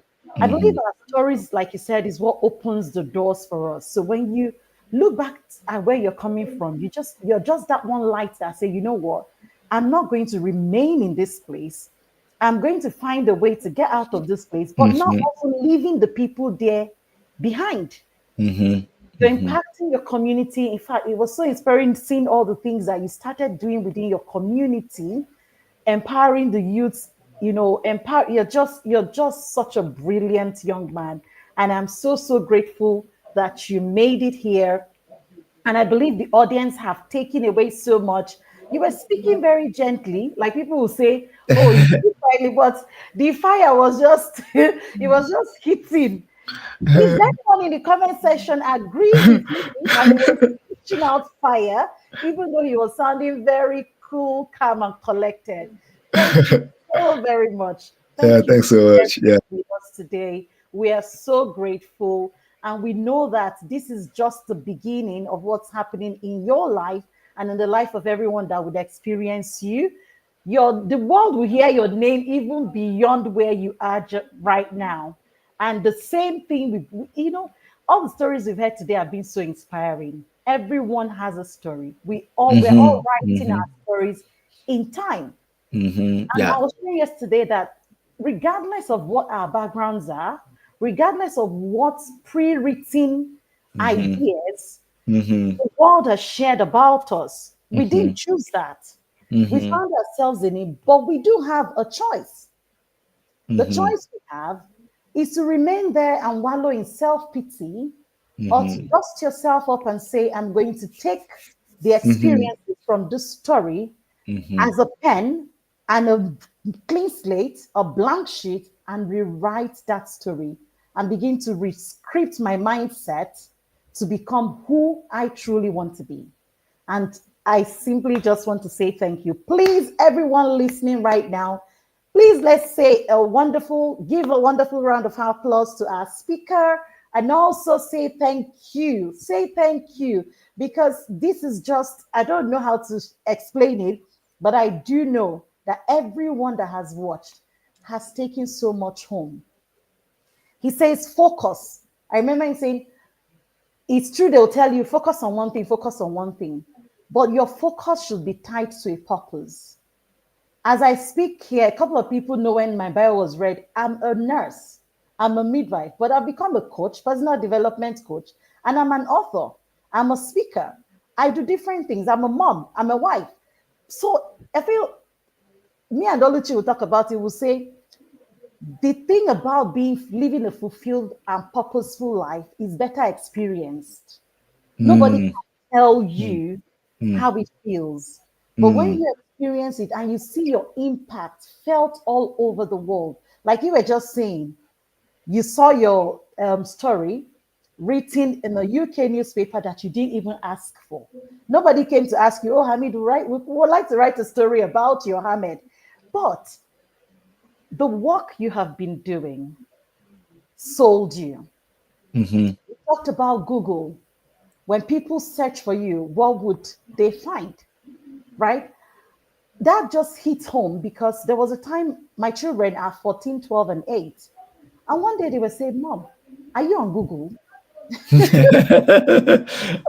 you see, if you're raising children in this generation, and I was like, well, I don't know, because I've never searched for myself on Google before that came. Oh, they did go and search, and Google brought me up. So the little things I'm able to do now is leaving digital footprints for me, just like it's doing for you. And that's why we encourage everybody. Don't say, oh, I'm too shy, I can't do this, I can't do that. The mindset, tell yourself that you can. Leverage on opportunities. Live a life of plurality, as is mentioned. Build a network that supports you. Be flexible. You can be this today, but nothing says that you cannot find other expressions of your talents and giftings. You can. You can. So I want all of us, as we listen and as we attend this conference to the end, to take home, like I said yesterday, practical, put in practice what we're learning. He says, write your story. He's been writing his story. When I came on social media, I started by telling my story. Oluchi spent 1 hour sharing her story. The last speaker that came spent throughout, she was talking about her story. So what's your own story? Have you started writing it? If you haven't, this conference should challenge you and inspire you to begin to write your story. To own your story is not something to be ashamed of. Ahmed here is not ashamed of coming from Makoko. If you know where Lagos is, I live in Surrey, so I know where Makoko is. He is not ashamed of his story, and look at him now. Look at how the world is celebrating this masterpiece of a human being. I want us to be encouraged, please. And I just want to say one thing. You know, as you were talking, I had a reflection, and the reflection is sometimes our opportunities are due to the expression of our being. There are some opportunities that will come to people because they applied for an opportunity, but there are some opportunities that will come to you because of who you are and because of your being and because of your expression. So it's not because you have applied for something, it's because of the way you showed up, the way you're showing up, the way you're writing, the way you're telling that story, and you never can tell who is watching. Sure. And by the virtue of who you are, by the virtue of your being, somebody just reaches out to you and be like, okay, we want to bring you here, we want to invite you here, we want to feature you here, we want to do this with you. So those global opportunities is also the expression of your being. So by the virtue of who you are, by the virtue of you showing up and that expression, that could create a pathway for you. Because I understand that not so many people will get an opportunity through application. 10,000 people are applying, 20,000 people are applying. There are some opportunities that will be unique to you because of who you are, because of your being, and because of your expression.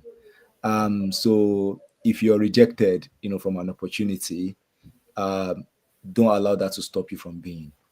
and from the expression of your being, because your opportunities might be different. Wow. That is so profound. Do you know why you were sharing that? I was going to talk about when you talked about your failure, right? I know it's not just one failure you've experienced. We all experience failure at different times. And one of the things you shared when you wrote about applying for an essay competition and you weren't accepted, right? But you decided to reframe that failure. You're like, okay, this door closed. What other door can I open? What other way can I let out this expression? And you started writing a book in Lagos traffic. Oh my goodness. Any young person who is on this call, you don't have excuse. You don't have an excuse. Excuses are sweet, they are tenable, they are even valid, but they don't produce results. They do not produce results. So please, let's get up, charge ourselves up, and be inspired to begin to maximize our giftings, our talents, our stories, and rewrite and reframe your failures. Failures are not the end. They're not the end. They're just an opportunity telling you, okay, this didn't work. What next can I do? Thank you so much. Thank you. Yeah, thank you so much. Yeah, great to be here. It's such an honor to have you. And I believe the audience have been blessed in so many ways. They have been inspired to get up and know that it is possible. Thank you. I'm really humbled. Thanks so much. Thank you. Yeah, bye. All right, bye for now. Okay, so I'm seeing all the comments I'm seeing the comments. Thank you so much. So I see Yeshua Emmanuel Alilianata. She says, Hamid, you rock. Thank you so very much. I've been seeing your comments all through. And Idongiset Samson says, our background should not keep our back on the ground. Yes, absolutely shouldn't. Comfort Essien says, powerful presentation, sir. Be the first to publish yourself.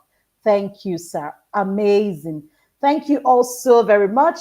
And with this, we will be going into our next session. We'll be bringing on our next speaker to yet again give us another mind-shifting session.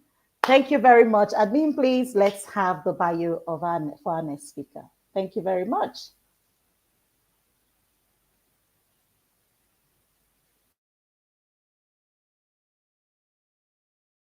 Ogechukwu Uzonna Nzewe is a graduate of Education Management from Enugu State University of Science and Technology, a certified childhood educator from EduChild. She is a family life practitioner and a relationship counselor from the Institute for Family Engineering and Development. She is a certified life coach from the Academy of Modern Applied Psychology, a transformational speaker, mentor, personal development and women growth advocate. She taught in secondary schools for over 8 years, headed various departments before she resigned to focus and pursue her passion in coaching and counseling. She is the convener of Deep Conversation with Oge. The aim is to equip women with the right and needed information to help them grow, refresh, reflect, reconnect with their inner self to enable them find their voice, use them, and live freely. She is a seasoned public speaker.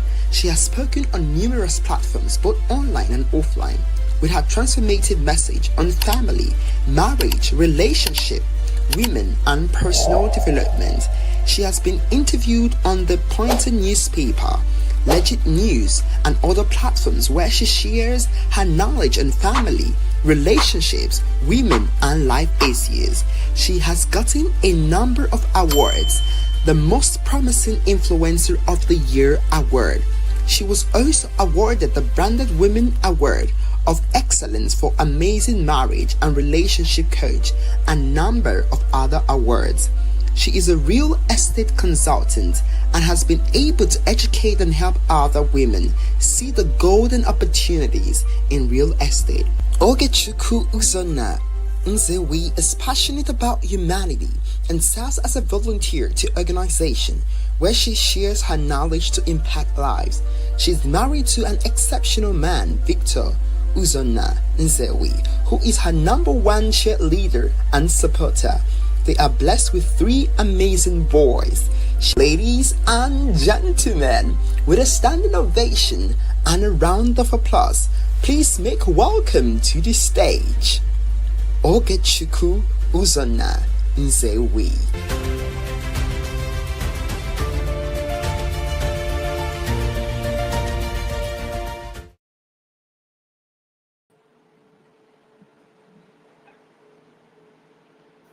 Good Good evening. evening, ma'am. Welcome. We're so Thank you honored so to have much. you. You're Thank you so welcome. much. You're welcome. So Thank at this you. point, I think I'll let you have the floor and I'll be back later. Thank you very much. Thank you so much. Thank you. Good evening, everyone.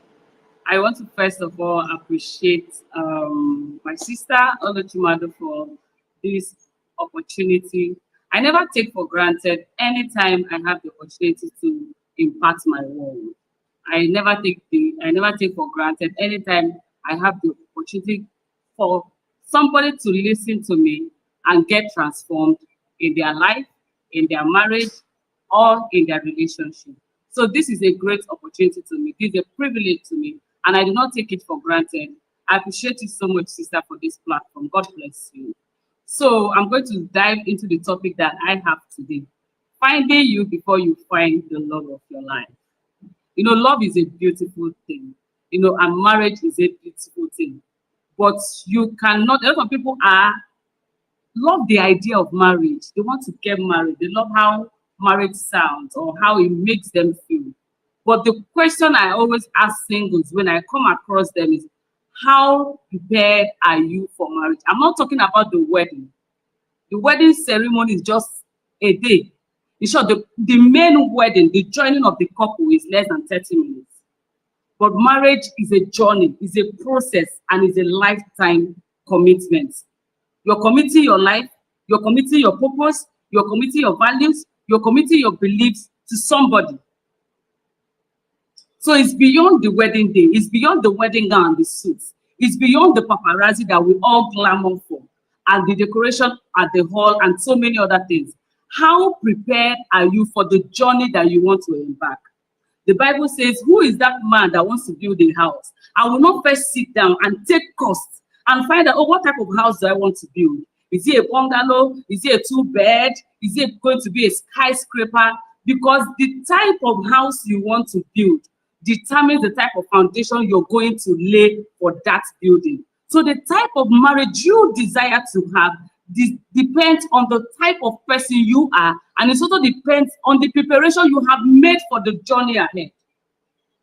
You don't leave your marital settlement to chance. You don't leave it, you don't say it is well. You don't say it's not by God forbid. You work it out. And getting that marriage of your choice, it starts with you finding the love of your life, before finding yourself before you find the love of your life. It starts with you. The quality of who you marry, the quality of your marital decisions, the quality of who you settle down with starts first of all with you. If you do not know who you are, if you do not define yourself, if you don't know where you are going to, if you don't know what you're made of, if you don't know your capabilities, your capacities, your strengths, and your weakness, if you don't know who is fit to go on this life journey with me, you will make the biggest mistake of your life. And marriage is one mistake that when people make, it can make or mar you. Marriage destroys destiny. One single mistake of marrying the wrong person can destroy a life forever. So you need to be sure of who you are, so that you'll be sure of who is going to go on that journey with you. It's not everybody that is fit to go on the journey of marriage with you. It's not everybody that is fit. I used to think that, oh, marriage is just, oh, we should just get married, get married, get married. But when I discovered who I was, when I found out who I was, I found out that the relation that I was in then was not fit for me. Then my eyes began to open. I began to see things that I was not seeing before. I began to see beyond the butterflies in my belly, because actually the butterflies in your belly will fly away, because love is never enough. I'm sorry to shock you. Butterflies are good. It helps us, to feel good when we see that person. We Google, we gush, we smile, you understand? We daydream about the person, but it is not enough to sustain marriage. There are other things that you need to sustain marriage. So if you don't discover yourself, you will make the wrong mistake of your life. So the first thing first, what does marriage mean to you? For some people, I always ask singles this: what does marriage mean to you? For some people, marriage is an escape route. It's the next, they just want to leave their father's house. I want to get married, let me just go. Anywhere, anybody they jam, let us be doing the marriage. For some other, marriage is what? It's a business, it's a contract. For some other people, it's a competition. For some, it's bliss. So defining what marriage means to you is very important as a single person. Because some people do not want a spouse that will complement them. Some people are looking for housemaid. You are looking for a husband. Some people want a maid. Some people want ATM machine that will come and put their bills and deliver them from their financial woes. You can't even know what marriage means to you if you don't know who you are. So who are you? If somebody meets you and asks you, who are you? Who are you is beyond the name that you are. Who am I is beyond the Ogechukwu Uzon and Sewi. So who are you? And I'm going to answer this question by explaining using a product. When you buy a product, so I'm going to help you answer this question by, when you go to the market and you buy a gadget, you buy a fan, you buy a fridge, you buy a television, even our phones that we're using on laptop. What is the first thing that you see? You see the product description. It is telling you, oh, this fan, it is a rechargeable fan. This is how you use it. You charge it here. You do like this. Or don't do this. It tells you, the product description tells you about the product.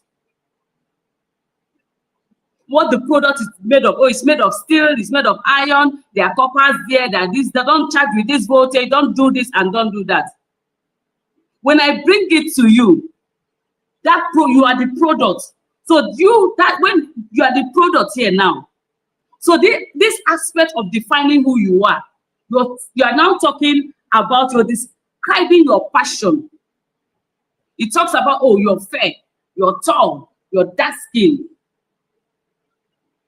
What are you passionate about? That thing that describes you. Now, when anybody sees me and say they want to describe Ogechukwu Uzon and Sewi, what is the first thing they will use to describe me? As a product that they bought off the shelf. It's the physical things that they are seeing, right? The first thing they are seeing. Ogechukwu is fair. Ogechukwu uses glasses. Oh, Ogechukwu is on low cut. Ogechukwu is this. Ogechukwu is passionate about this. That is the product description. So in the comment section, describe yourself for me. Describe yourself, or you write your name and you describe yourself. We move to the next phase, the same product we are looking at. And the product we are looking at today is you and I, you as a person. We have looked at where you get the leaflet of any product that you buy. The first thing you see is the product description. And this is a user's manual. So today you are creating a user's manual for yourself. Because if you don't know you cannot tell people how to treat you, and you cannot choose someone that is fit to treat you well. So this is a user's manual you are creating for yourself today. Remember the first I said the product description, you are describing yourself. So in the comment, describe yourself. What are the things that when I see you physically, what are the things I will use to describe you? The next thing you go to when you see the product, They now begin to tell you about the capacity and the functions of the product. Oh, this power bank is 18,000, whatever. Oh, this fan is this. Oh, this television, is a smart TV. You can do this, you can connect this. It's telling you about the capabilities and the capacities and the functions of what? Of that product that you're holding in your hand. So here now, we're now talking about your values. So in this aspect, the first part, we have talked about who you are physically, what we are saying. So here, your capacity, your functionalities, what are the things that make you stand out? A lot of people don't know, what are you made of? What is your temperament? Who are you? So when that is where you will now come and we now start talking about your purpose. Why are you here? There is more to life. See, marriage is sweet, marriage is beautiful. I have a beautiful marriage. But there is more to life than marriage. There is more to life than marriage. So this is the aspect where you now begin to answer the question, why am I here? We are not here to gallivant and have a few days. No. We are not here to eat, drink, wine, and go like that. No. There is a reason God brought you and I to this. There's nobody that is empty-handed. There is nobody that God created and that person came empty-handed. That's why he told Moses, what is in your hand? Look into your hand. There is something that you have that God has given you. So what is your purpose? Why are you here on earth? What are your priorities? Your purpose is your message. It is that message that God has given to you for you to use to transform and liberate society and the world at large. So what message do you have? You can get your message through your mess, through your challenges, and you can also get your message through the things that you love doing. So we're in the second part of the product, don't forget, and we're talking about the functionalities and the capabilities of the product. So what is your purpose? A lot of singles say, oh, I'm waiting to marry that man. When I marry him, he will complete me. He is a man that will complete me. Hello? No human being has the capacity to complete you. You are complete. That's why marriage is not half person, another half. No. Marriage is whole people that go into marriage. Not one half that's waiting for another half for them to not complete themselves. No, it doesn't work like that. Two whole individuals go into marriage. So nobody has the capacity to complete you. You are complete in yourself. The only thing that person can do is to complement the giftings, the things that God has given you. If you are not a complete single, you will get married and still be very incomplete. You are an unhappy single, so when I get married, I'm going to be happy. Let me shock you, marriage does not bring happiness. It can add to it, but it doesn't bring it. Or when I get married, forget the way I am lagging, forget I'm always sad. Once I find the prince of my life, I will just be very happy. The person will get married and still be very sad. Marriage does not change a lion to a goat, or a goat to a lion, or a sheep to a lamb. No, it doesn't. So you must find yourself, you must be complete, whole, as God has made you. Then you will be able to see another whole person that is fit for the journey, for where you're going to, so that both of you can fulfill destiny. Marriage is a mandate, and you cannot just do it anyhow. It's a mandate. God has a reason why he instituted marriage. So if you do it with the wrong person, there is already a problem. So when we're still in stage 2, where we're talking about what the functionalities of a product. And number 1, I said purpose, that you need to find out your why. It can be your mess. It's not always, your purpose is not always, oh, I love singing, I love dancing, I love helping people, it can be in your, as in when I say mess. And there God is pointing to you that this is it. The next thing is, what are your beliefs? Beliefs are our convictions. They are those things that we have heard to be true in life, and they form the boundary of the condition of our thinking. Beliefs are very, very powerful. Whatever you believe in, they are dear to you. So what are your beliefs? When they're telling us about a product, they're telling us that this product can do this. They're not second guessing. This power bank has this capacity. It can charge a car. They are not second guessing. So your beliefs are powerful. They form the basis of your convictions in life. What do you believe in? Do you believe that all men cheat? Do you believe that all women are useless? Do you believe that, oh, your husband is the head of the home, you should carry all the bill, you should die on top of it? After all, he's the breadwinner. Do you believe that, oh, okay, marriage is teamwork, we should do marriage together and this and that? What are your beliefs? Beliefs are very powerful. If you're listening to me and you're a third world lady, when I say third world, I mean developed. Your brain is not in the first world. It's not in the first. If you're a lady and you're in the first world category, first world means as in your brain is developed, as in you're exposed. You have developed yourself into a certain level, and you want to go and marry somebody whose thinking is that of a third world nation. How do you want to cope? First world, third world. Your beliefs are 2 worlds apart. If a third world man is a traditional man, he believes that a woman's place starts and ends in the kitchen. That's his belief.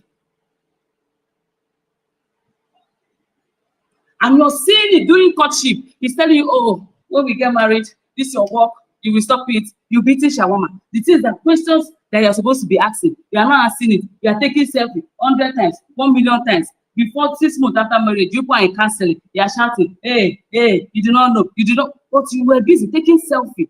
Your life, you went to Third Mainland Bridge. For those of us that live in Lagos, you know, it's a popular bridge. Third Mainland Bridge, you're playing kalu-kalu, you're playing tente with your life. And 6 months down the line, Kasala has bought. Hey, I don't know how I got there. How did I marry this man? What happened? Because you did not do your job. You were preparing for wedding. You were not getting ready for marriage. You have not failed to find you. You were sick. You know, I want to escape this house. So the problem every day, auntie is asking you, when are you getting married? Uncle is asking, when are you? Let me cook, just get married and go. So what are those convictions?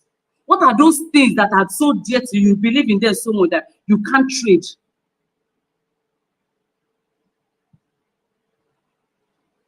What are those things that you believe in? So a first world woman who believes that, oh, she has a place in the boardroom,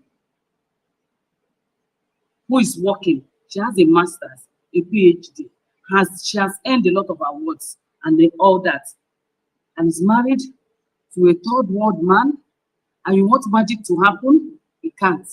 That is why it's very important that no matter, a lot of people have attained a lot of qualification, but they are yet to discover the essence, the core of their existence.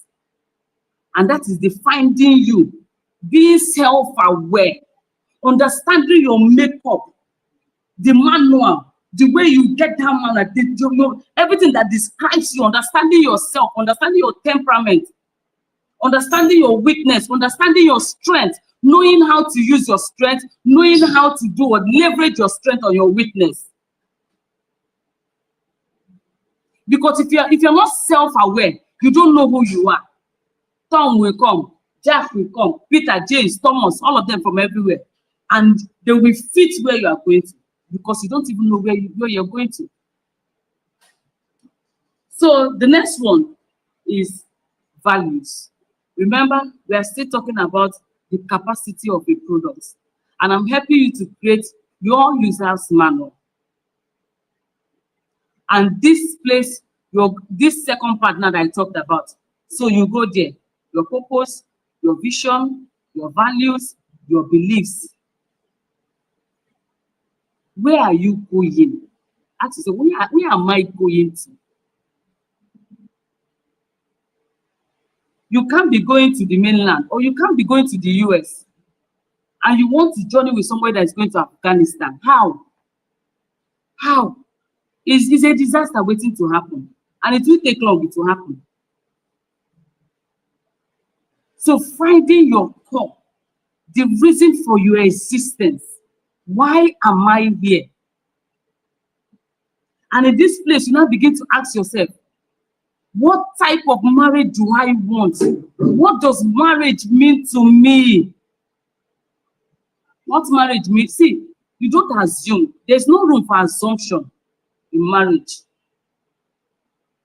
Even in life, we say that assumption is the lowest form of intelligence. There's no room for you to assume, or I think is what I believe in that he believes in. You don't do that. What are your beliefs on family finance? Some people believe that everybody's money is their money. What are your beliefs on infidelity? What are your beliefs on raising children? How do you want to even raise the children you want to have? Do you know that as simple as it is, as in how many children do you want to have? Some couples don't discuss it. Like I said, it is selfie from one cinema to another, doing Snapchat, doing this, and 2 days after marriage, Kasala will burst everywhere.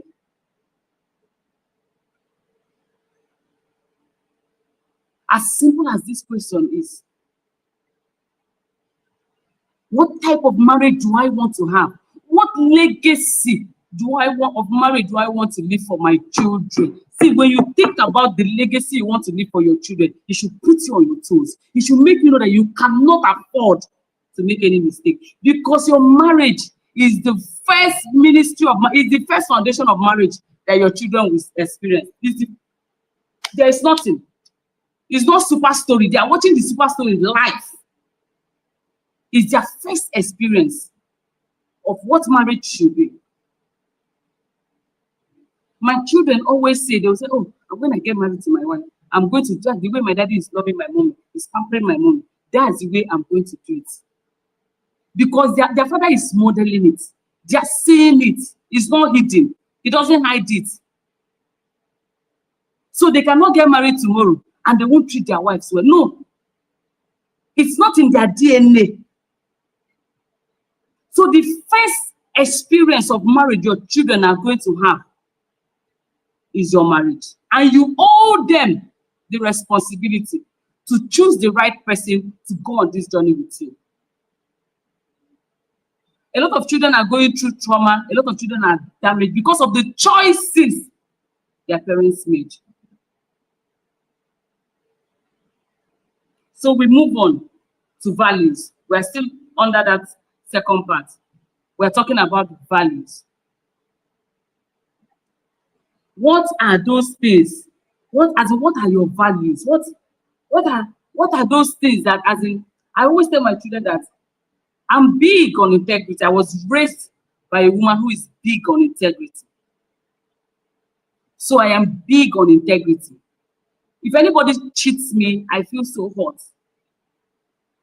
Because I don't like to cheat people. So that's one of my values, and I hold it so dear. Honesty. I usually tell my children that there are some things people will ask me to do. I don't need to confirm with their daddy. Why? Because I know the response. Because our values are alike. We are speaking the same language. A lot of people are married, but they are like husband and wife, like Tower of Babel. When they were building, and God was looking at them and said, that is for you to know the power of commitment, the power of togetherness, for you to know that teamwork is what thrives in marriage. And God saw this, I'm looking at these people, hey, if I leave these people like this, and so they will just touch me for help, they will touch me. And what did he do? Language barrier. Immediately he put that language barrier, that was it. Togetherness. So what are those? What are your values? What are those things that you cannot trade on the altar of marriage? What are those things that are important to you? Every decision you make in life, they point to your beliefs and your values, whether you like it or not. Every decision you make in life. You decide that you want to marry somebody who is in Yahoo Yahoo. He's telling us, you don't need to come and defend it. You have simply known your value system. Every day that you go out and you make decisions in life and you act and you treat people, you are acting according to your beliefs and your values. That's why values and beliefs are lived. You live it. It is not written. It's not you write it down. They are lived every day. People see you and they see your value. Your value and belief, they show in your dressing. They show in the way you treat people. They show in the way you talk. They show in the way you behave. It shows in your character. It shows in everything you do every single day.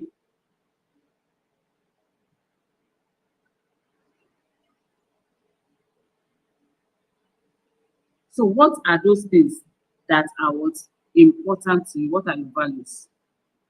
And the next one, the third one, the product features. It begins to tell us, oh, this phone has the camera is a 3D pixel, is this, is that, is that. What are those things that are peculiar to you? What are those things that are peculiar to you? What are your strengths? You know, every temperament, they have their strength and their weakness. And a lot of people, a lot of singles, a lot of women are bastardized this. Oh, this is who I am. This is how God has made me. Hello, hello. Your temperament is not epilepsy. It's not gone to your body. It's not. It's not an excuse for bad behavior. Say, this is who I am, this is who I am, this is who I am. The world is evolving. I say, this is who I am. This is that. Nobody is willing. You see, character. I always say it.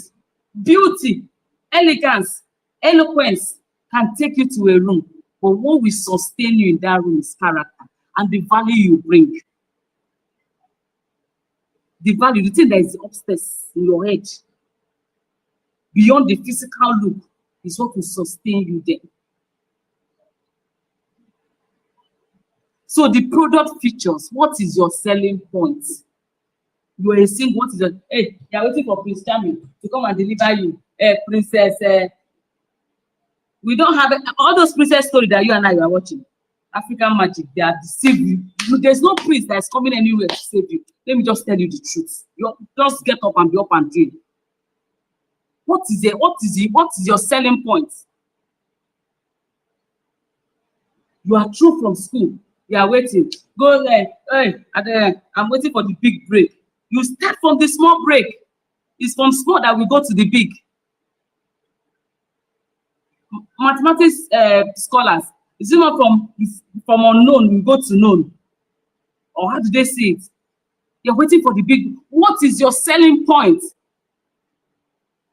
You meet that spouse today. What are you doing? Nothing. You are waiting. Then Michael to come and carry you. After reading Mills and Bone, you're waiting. No handwork, no skills. In this social media era that people are earning millions online, people are teaching online. You start with what you have. You start with where you are. Value attracts. It is the quality of who you attract the quality of who you are. Life is not a daydream. No, you don't know. You don't sleep and daydream in life. Life is reality.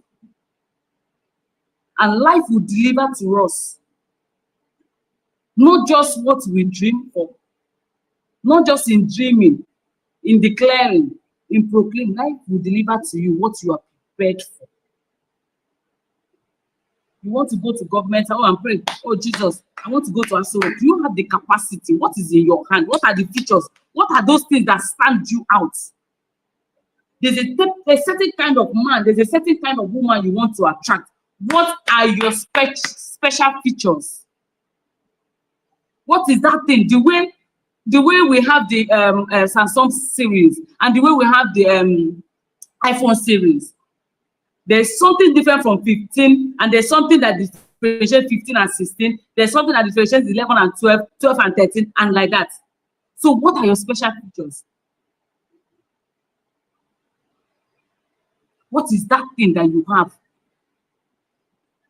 Nobody, both man, woman, is a rehabilitation center. If you make yourself a rehabilitation center, I'm sorry for you. Oh, I pray. Let me just marry him.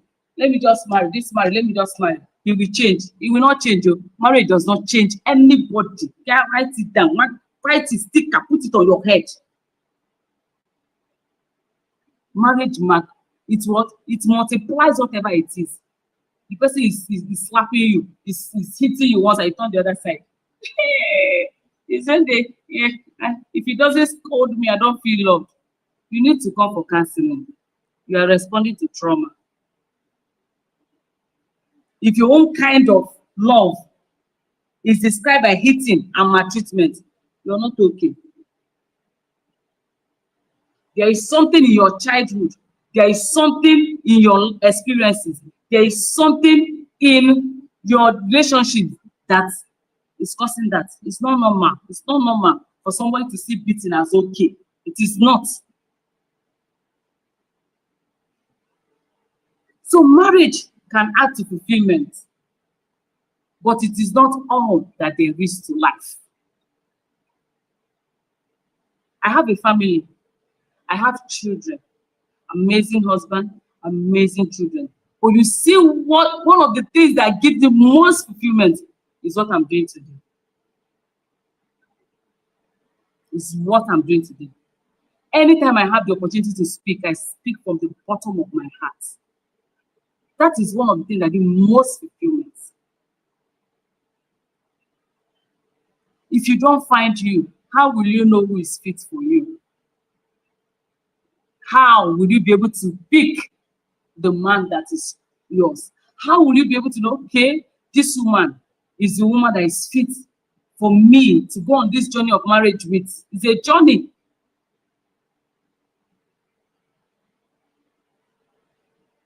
Marriage is not an escape route. If you see it as an escape route, you will make mistake. You will enter into the lion's den. So find you. You see this, users, go back and begin to think. What type of marriage do you want to have? What type of marriage do you want to have? Are you the type? Man, forget all these people when they are showing on social media. Hey, man, don't mind them. Inside, they are fighting. They will come. They will show us pictures. Show us pictures. It's not all of us that are showing you pictures. As you are seeing the pictures, it is real. Like the way it is on social media is real. There are a lot of people that are having great marriages, as in awesome and thriving marriages.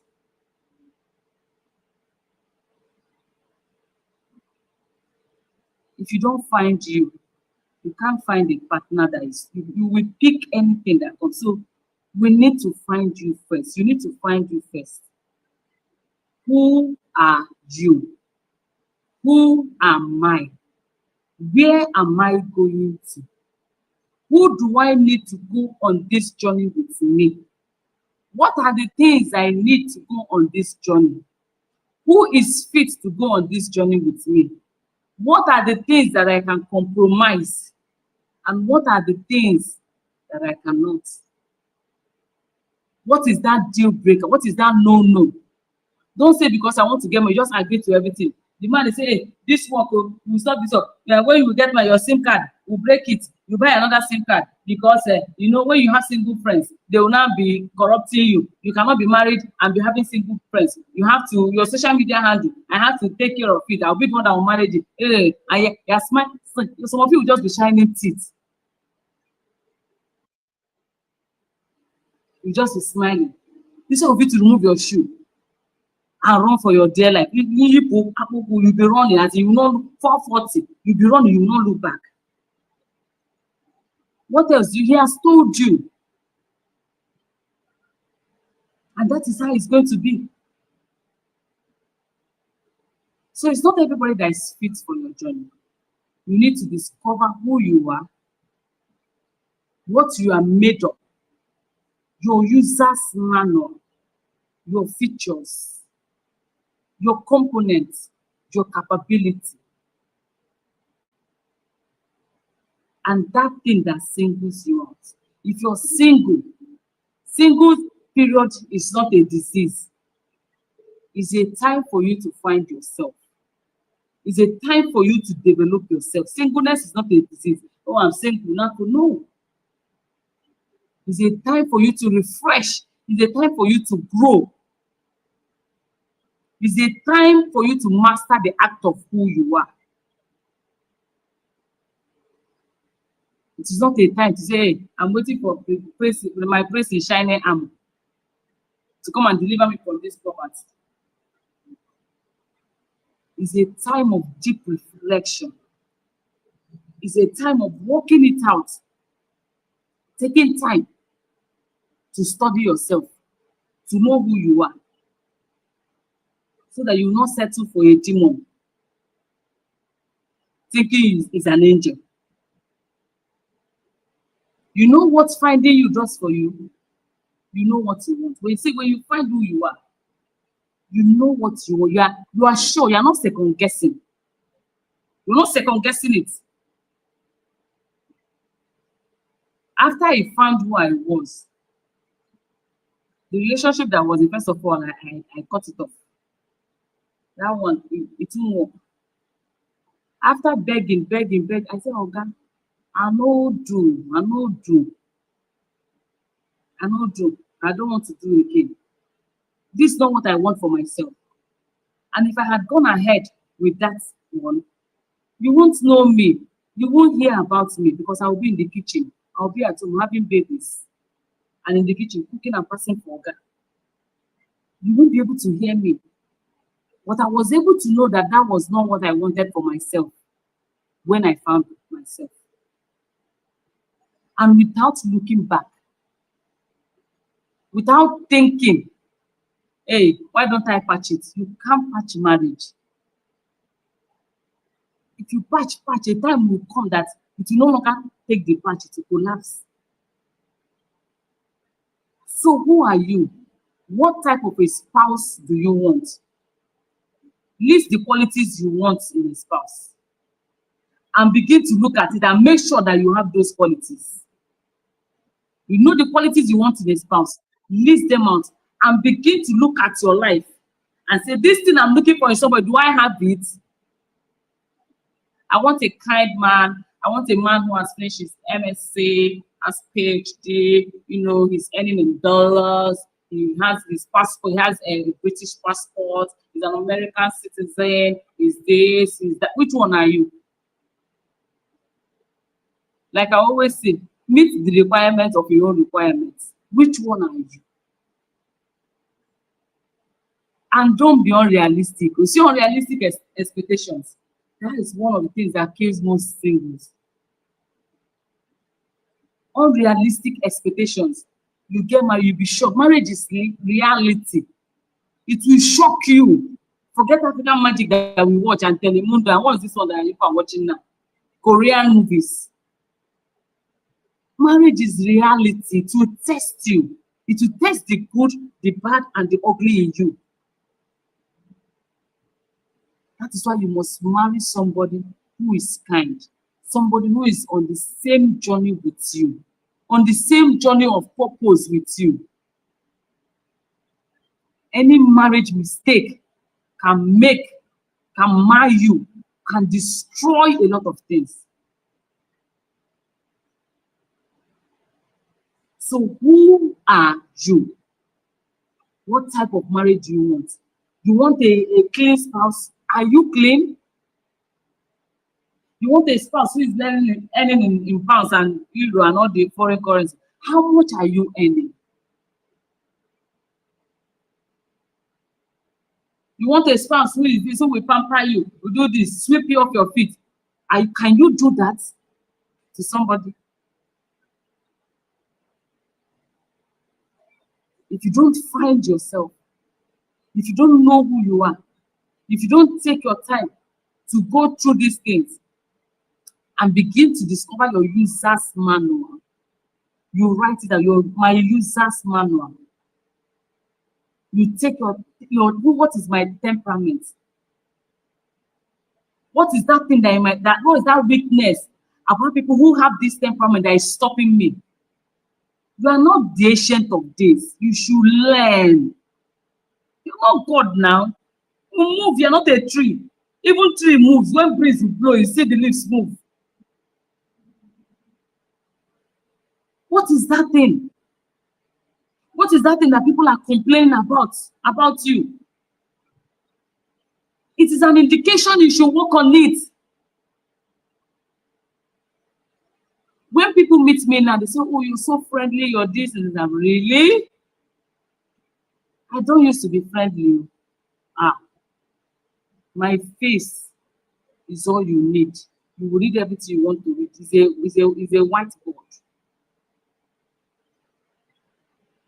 But my husband kept telling me, why this? And my late mother kept telling me, I started working on my facial expression. When people who know me online meet me up, they say, oh, you're so warm, you're so this, you're so nice, oh, you're so friendly. Oh, there's no difference. If you meet me offline tomorrow, it's the same energy you're going to see. I grew into it. I wasn't like that from the beginning. I worked on myself. I was not able to balance my temperaments. So work on yourself on a daily basis while you're waiting for that prince. Hey, I want to get married. I want to go out. I'm not going out type. Is it a Jamaican you want to come and marry me? I'm not the texting type. I'm not the partying type. Hello, hello. All the type, you are not it. Your social media is private. Come out from Shebi, you are not there. And every day you pray. Immediately after, those of you that will go to church, immediately after church service, you carry your car, you carry everything around. You cannot even stay around to even smile. And one brother will say, hello, he said, you now size him for next week. There's no angel. It's human beings that get married. The angels don't get married. Relate with people. If you find difficult, relate with people. Go out. It is when you're in the faces of people. That is why when you say, this brother something, hey, brother, I want to get married. Say, I know this sister. People still give recommendations, but when they give recommendation, it is your responsibility to know if that person is fit for you. I met my husband through my friend when I was doing my youth service in Abuja, 2009. And by the time I came back to Lagos 2010, we got married by December. I met him through my friend. It's left for me to decide that this person is fit for me. So you cannot want something and you're hiding. The Bible says nobody owns a light and puts it under the table. You own a light, you put it where everybody will see it. Where it's useful for both you and the people that are around. So come out, associate. Your account is on private. A number call. Who gave you my number? Are you Obasanjo? How did you get my number? Who then did to tell me?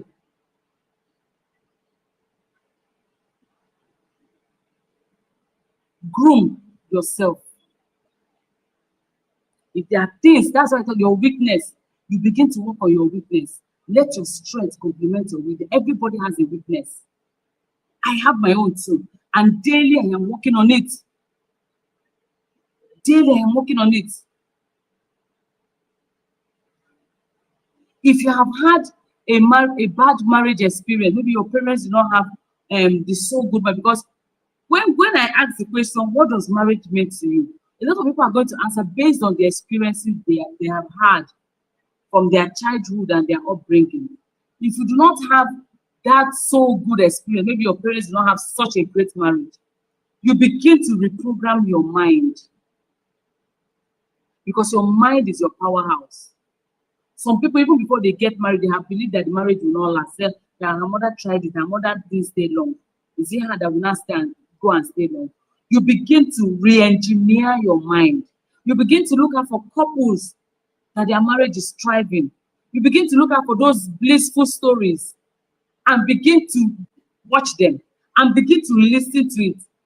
And before you know it, your mind, because everything starts in the mind.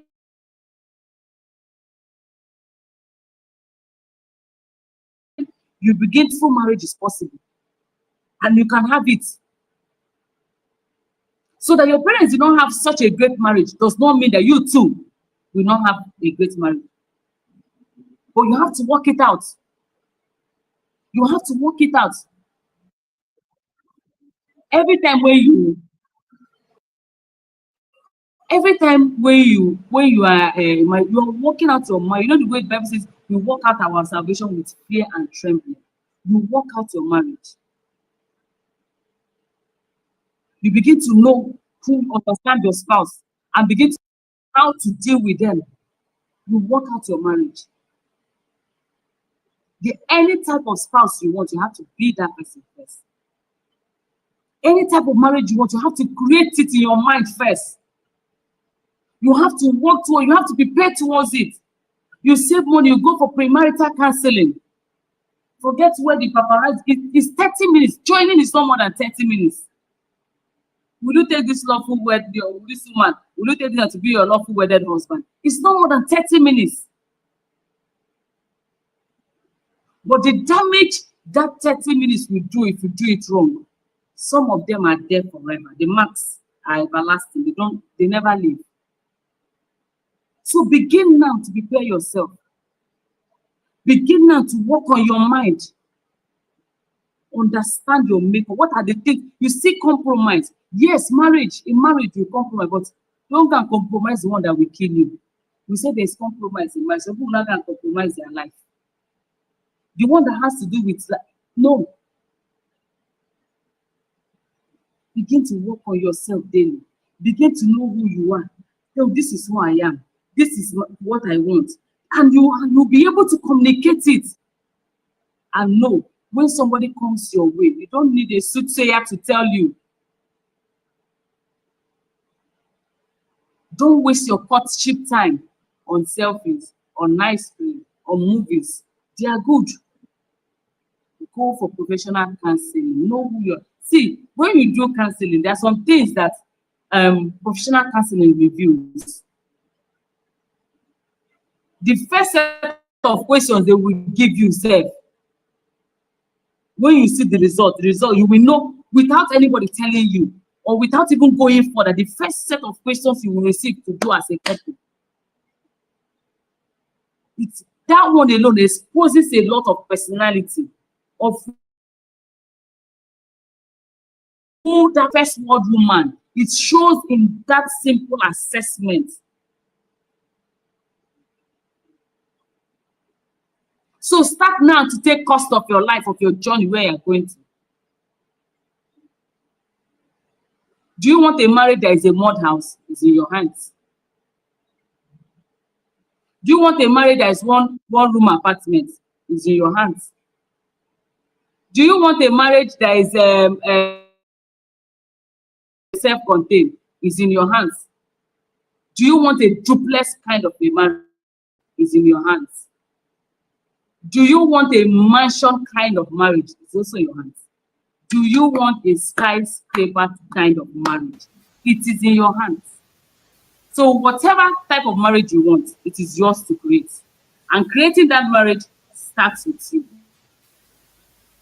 Starts with finding you, starts with understanding your journey, understanding your purpose, understanding where you're going to, and who is fit to go on that ride with you. Thank you so much for having me. Amazing. What an awesome session. Thank you so much, Ma, once again. Wow. Who felt the fire in this session? Are you a single person on this call? Are you a married person on this call? What was this session like for you? And what is your takeaway from this session? Put that in the comments. Let us see that. And please go ahead and appreciate our speaker, Mrs. Ogechukwu Uzonna Nzewi. Thank you so Thank very much, you. Mama. We were Thank blessed you. by your session. I mean, I took away so much. And being a family practitioner myself, I could relate with everything you were teaching here. Finding you before you find the love of your life. This is one aspect that so many people don't think about. They're just thinking about the wedding, the event, the glam, the glitz, everything that this internet driven generation is hungry for. That's what people are more focused on. And the same internet that you're trying to please, they'll still be the ones that will become your online in-laws when the casala will burst. And they will be the ones to drive the whole narrative of how marriage is a scam. But from what we've learned today, marriage is a beautiful thing. It is an institution ordained by God. It can make you or mar you. It can make your destiny a beautiful one, or it can even destroy your destiny before ever you have even started. That is why it's important that you discover who you are, why you were here. What is that purpose that you're on this planet for? Who do you need to go on this journey with you? Because I work with women and I've seen a lot of women who are not happy. They are not fulfilled in life. And that's because the mindset they had when they went into marriage, you've painted the picture. I want to marry a man who is a UK, US citizen, who has money, who has built a mansion in the big village. He's an importer, exporter, and all of those things. He's a big business guru. At the end of the day, even with all the money, with all the affluence, they are still not happy. Something is missing. And it's missing because they never discovered themselves. They never discovered who they were, what they are here to do, who do they need on this journey. Is there an alignment of values and purpose? Was there clarity in the first place of who you are? That's what this is all about. And I believe we have so much to take home. There's so much for us to take home. If you're a single person on this call, you are in the right place. In fact, you are blessed because this gives you a blueprint to make sure you don't make the mistakes that other people have made. Thank you so very much, Ma. Thank you for this. Singleness is a time to grow yourself, to discover yourself, to heal from your trauma so that you don't bleed on someone who didn't hurt you. Marriage does not complete you. Marriage complements people. And marriage does not change people. Marriage reveals people. So if you're seeing all the red flags and you're saying he will change, I will change, you're in for, the way she described it, you're on Third Mainland Bridge playing 10-10 with your life and your destiny. That was so funny. Funny, but true. So true. So if you don't want to play with your destiny, sit down with yourself. Don't let anybody pressure you into this thing called marriage. It is beautiful, but if you miss it, it's not a pleasant experience. Those who have gone through it can tell you that even though they're saying you can cut off, it's not a pleasant, especially when children are involved. It's so much trauma.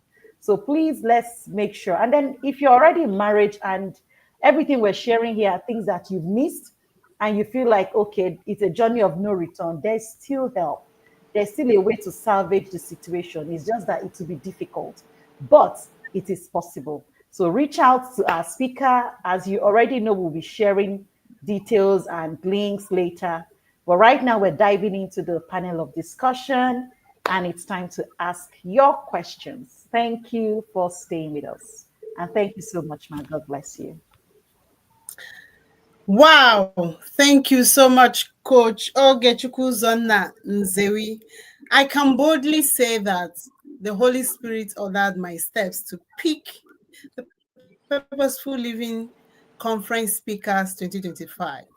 because from yesterday till now, I can't say, oh, this is somebody that did not really deliver what I expected.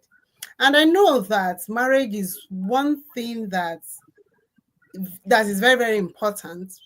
But I don't know why many of us don't prepare for marriage. You know, you see people going for seminars, wealth creation, finance, I want to be rich, this, that. And when you tell them to pay for knowledge to really prepare for their marriage, they start coming up with excuses. Meanwhile, this is one of the things, because if marriage is in your vision board, of course, you must try as much as possible to make it work. And one of the way you prepare for marriage is by learning, gaining insights, gaining the relevant knowledge to start it right. So, Coach Ogech Kunze, we thank you so much for this uncommon knowledge that you share with us.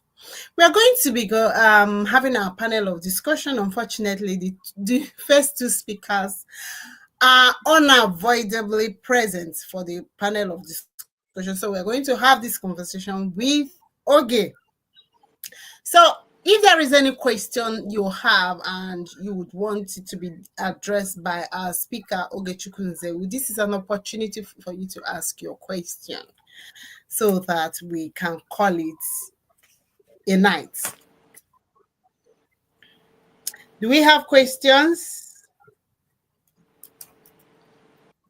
While we are waiting for questions, I want to ask a very important question that I know that people have been asking me. Is it possible to prepare for marriage, as in do all the things that is expected of you? You've crossed all the T's, dotted all the I's, and at the end of the day, you still end up with a bad marriage. Is it possible? To prepare for marriage and still miss it. Mm-hmm. That is, you still miss the bliss of marriage. Yes, it's possible. And you know, preparation will now differ. What was that person preparing? What aspect was that person preparing for? You know, marriage is all encompassing. You understand? And some people prepare themselves. They are ready for marriage. But when the person comes along, societal pressure can make people lower their standard and say, okay, and they begin to waive things that they should not normally, their normal self, they won't waive it off. So they begin to, okay, I'm getting old. You see this, I'm getting old, my biological clock is ticking. Those are the things that can make somebody miss it, even when that person has finished preparing. Because the person is now letting his or her guards down. The person is now saying, okay, what will be. Let me just take anybody that comes along. So when that is why there are some people that you see, they know what they want and they stand by it. That this is what they want. They don't want to go beyond what they want because they know where they are going to. Because the dangers of missing it, I think it's even worse than even being single. Because the scars abound. The stories that you know, some women, especially women, never recover from it. Never recover. And I say it as somebody who knows God, at the end of it, after we have done all, you see the place of the God factor, even at that. The God factor in marriage. Because it's God that started this marriage thing. Cannot be taken away from. When we do our professional counseling, we do everything, we have done what we are supposed to do. I don't take away the God factor. You listen. Even when we have done everything, you go to bed, the Holy Spirit speak to me. I want to hear I don't want to hear what my pastor is saying. I don't want to hear what everybody is saying, that this is the person. Give me that personal conviction that this is the one. And if it's not the person, tell me. I had that personal conviction. So even I had a case where people around me were like, is this person okay for me? But it was my call. I said, let me go. If it's not, people should lead me. Whatever that is in it, allow me to bear the consequences. I had this personal conviction. So after you have done all, please, let's not forget that the author and the foundation of marriage is still there to guide. Some people would have done everything, and at the point of even wedding, they say no, they see something, they go back. It's better. It's better to say, and before the priest or the pastor will say, I join you as husband and wife. At that point, it's still okay to walk away. A broken marriage, a broken courtship is better than a broken life. So at any point you feel that you're no longer okay, even after you have prepared, you begin to, it's as if you're walking on eggshells. You begin to develop cold feet.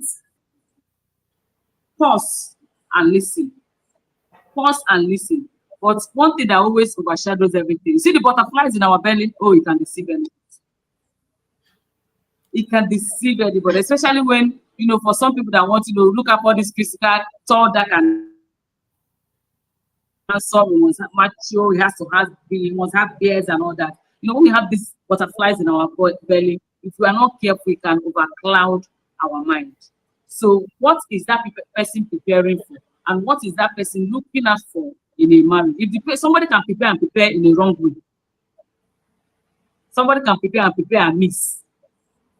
But most of the time, when people come in for professional counseling, the assessment reveals a lot. They still decide that they want to go ahead. I had somebody like that. The girl came back and she was a mess. What happened there? But I love him. I said, talk. It's your choice, because at the end of the day, even if you cancel and coach, it's still the decision of the client to make the final call. They make the final call, not us. All right. I think that's a very powerful. So even when the assessment is saying that this is a danger zone, yes, they will still want to go with whatever. So that's it.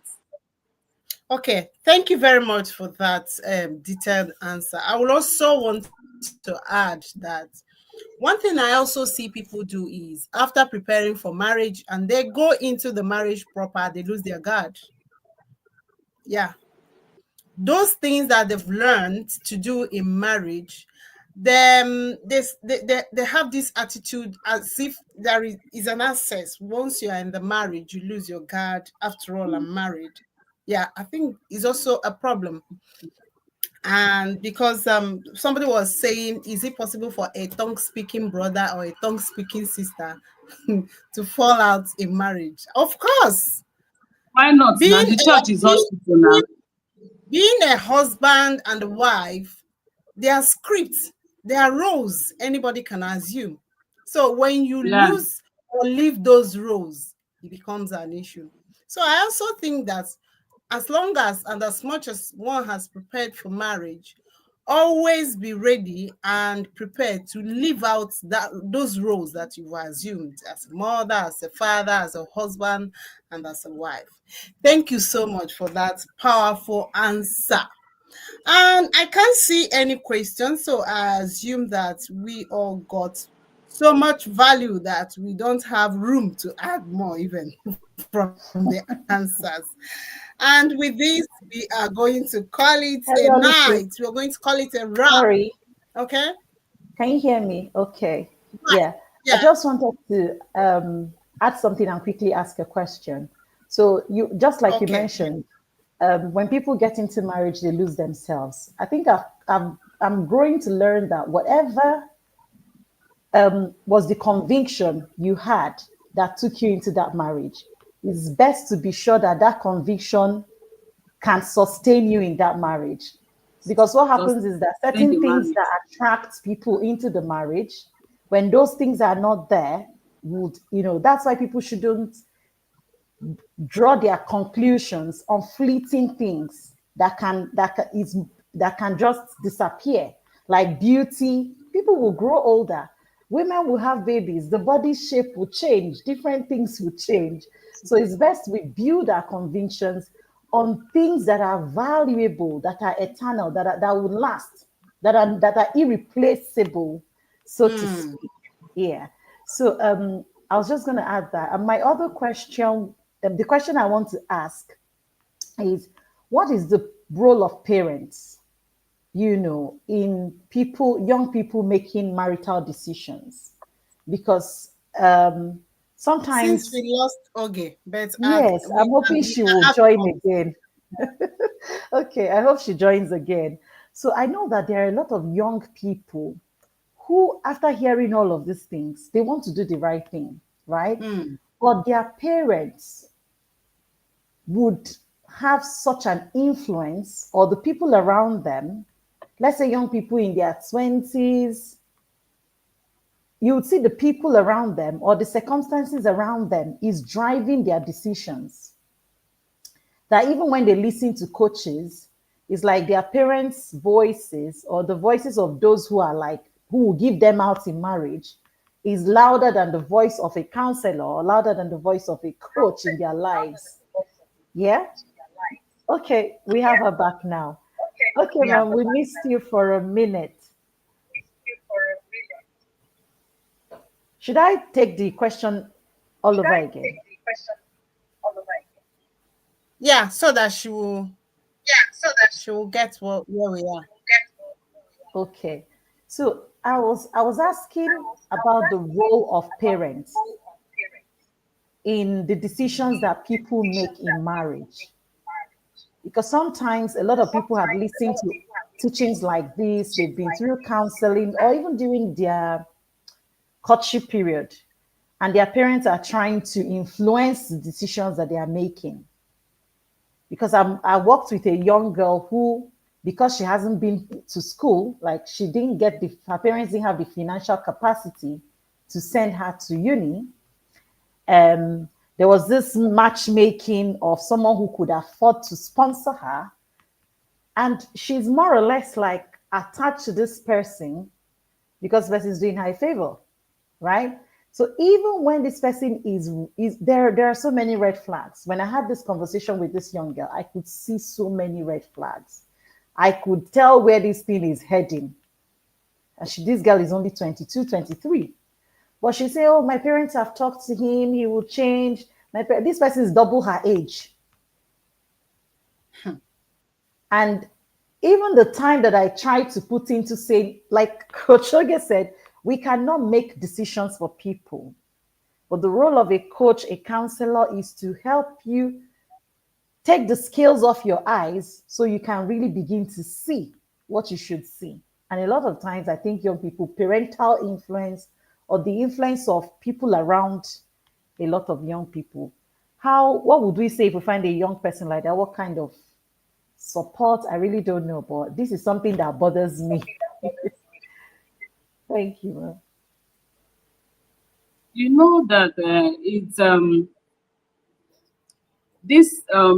don't know, will I say it's now common, because today I went to my children's school for their PTF meeting, and it was one of the things we were talking about, that young people 18 years having 180 million in their account, spending the money at home, and parents are not asking questions. Parents are then, you can't come home with things that are not yours. Your mother knows every damn thing you have. But now, I now begin to, so when I see such people, we now sit back, I'm now begin to, who are the parents? It boils down to the value system, the beliefs of the parents. And some parents will now some parents trade their children for their selfishness. Because of their own selfish gain. They are not even interested in the child's future, whether the child wants to go and die. So they are looking at what is in need for them. So for me, I think if we can be able to work on the mind of that child, to be able to discover herself and be able to say no. Some children are not taught to say no because their parents say, you mustn't say no to me. Forgetting that no is a powerful tool that everybody needs to thrive in life, because all of us here, do you know how many no's we've received? You wake up in the morning, you receive left, right, and center.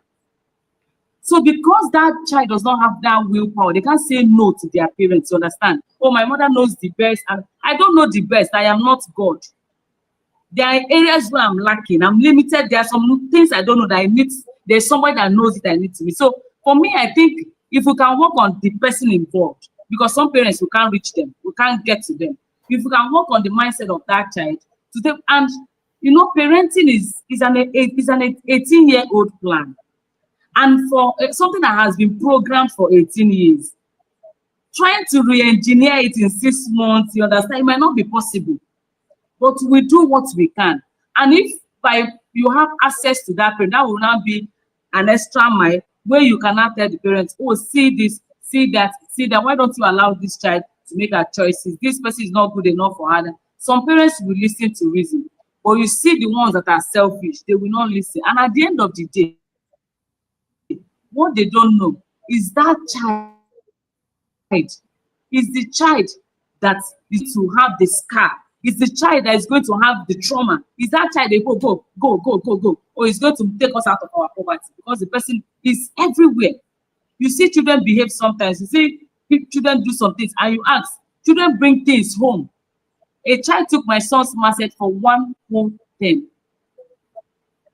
1 whole 10. And the mother did not ask, where did you bring it from? So that's it.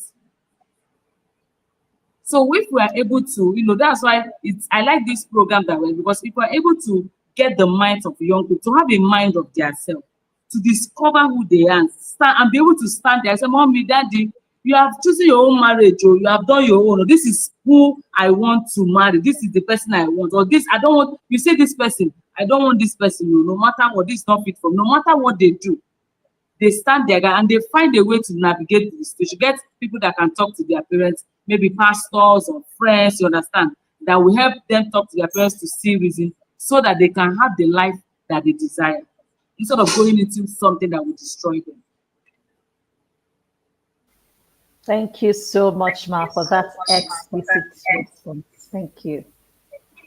I love the fact that you prefer a no as an answer. I love the fact that you prefer a no as an I said I love. Yeah. There is an echo coming from my head. I love the fact that you prefer a no as an answer, because Ado Jaligwa was talking so much on the types of parents yesterday: authoritative, authoritarian, and permissive parents. Some authoritarian parents, or whatever they say is final, and most times what they say are not really what should be said. They don't have it, or they don't know it all. So I love the fact that you also prefer a no.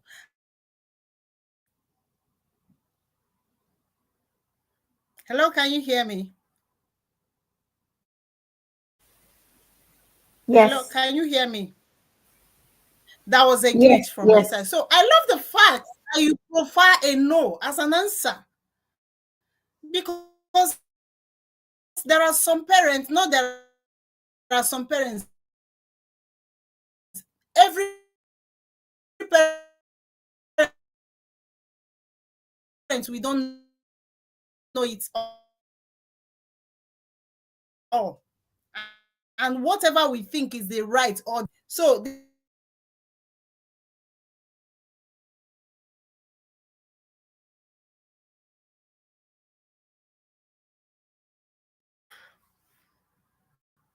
can you hear me? Can you hear me, please? I had another glitch. So, and there is room for children to have an opportunity, to be given opportunity to express themselves. Like when a child said, I don't want this, or I want this, let there be a conversation. Let this child come up with reasons. Let this person come up with reasons why he wants or he doesn't want. So I love that no as a solution to what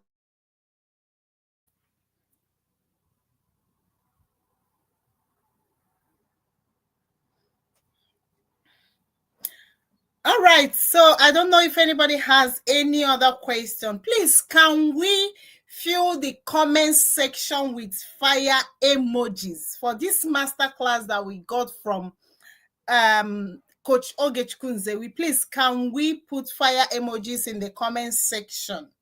This is one aspect of life that is very, very important. Like she rightly said, if you miss it, marriage can make or mar you. I have seen people that they've made it everywhere in life, every aspect of their life, so beautiful and all that, but marriage has messed them up. I've seen people that marriage has killed, as in by the person dies. I've seen people that marriage has destroyed their future. I've seen people that marriage turned them to a shadow of themselves. I saw a classmate recently and I couldn't recognize this classmate. And when I heard her story, honestly, I shedded tears. So marriage is a big deal. It's an integral part of our life. It's not an institution that somebody just jumps into. Because when you jump it without, doing due diligence, there is a possibility that you can also jump out.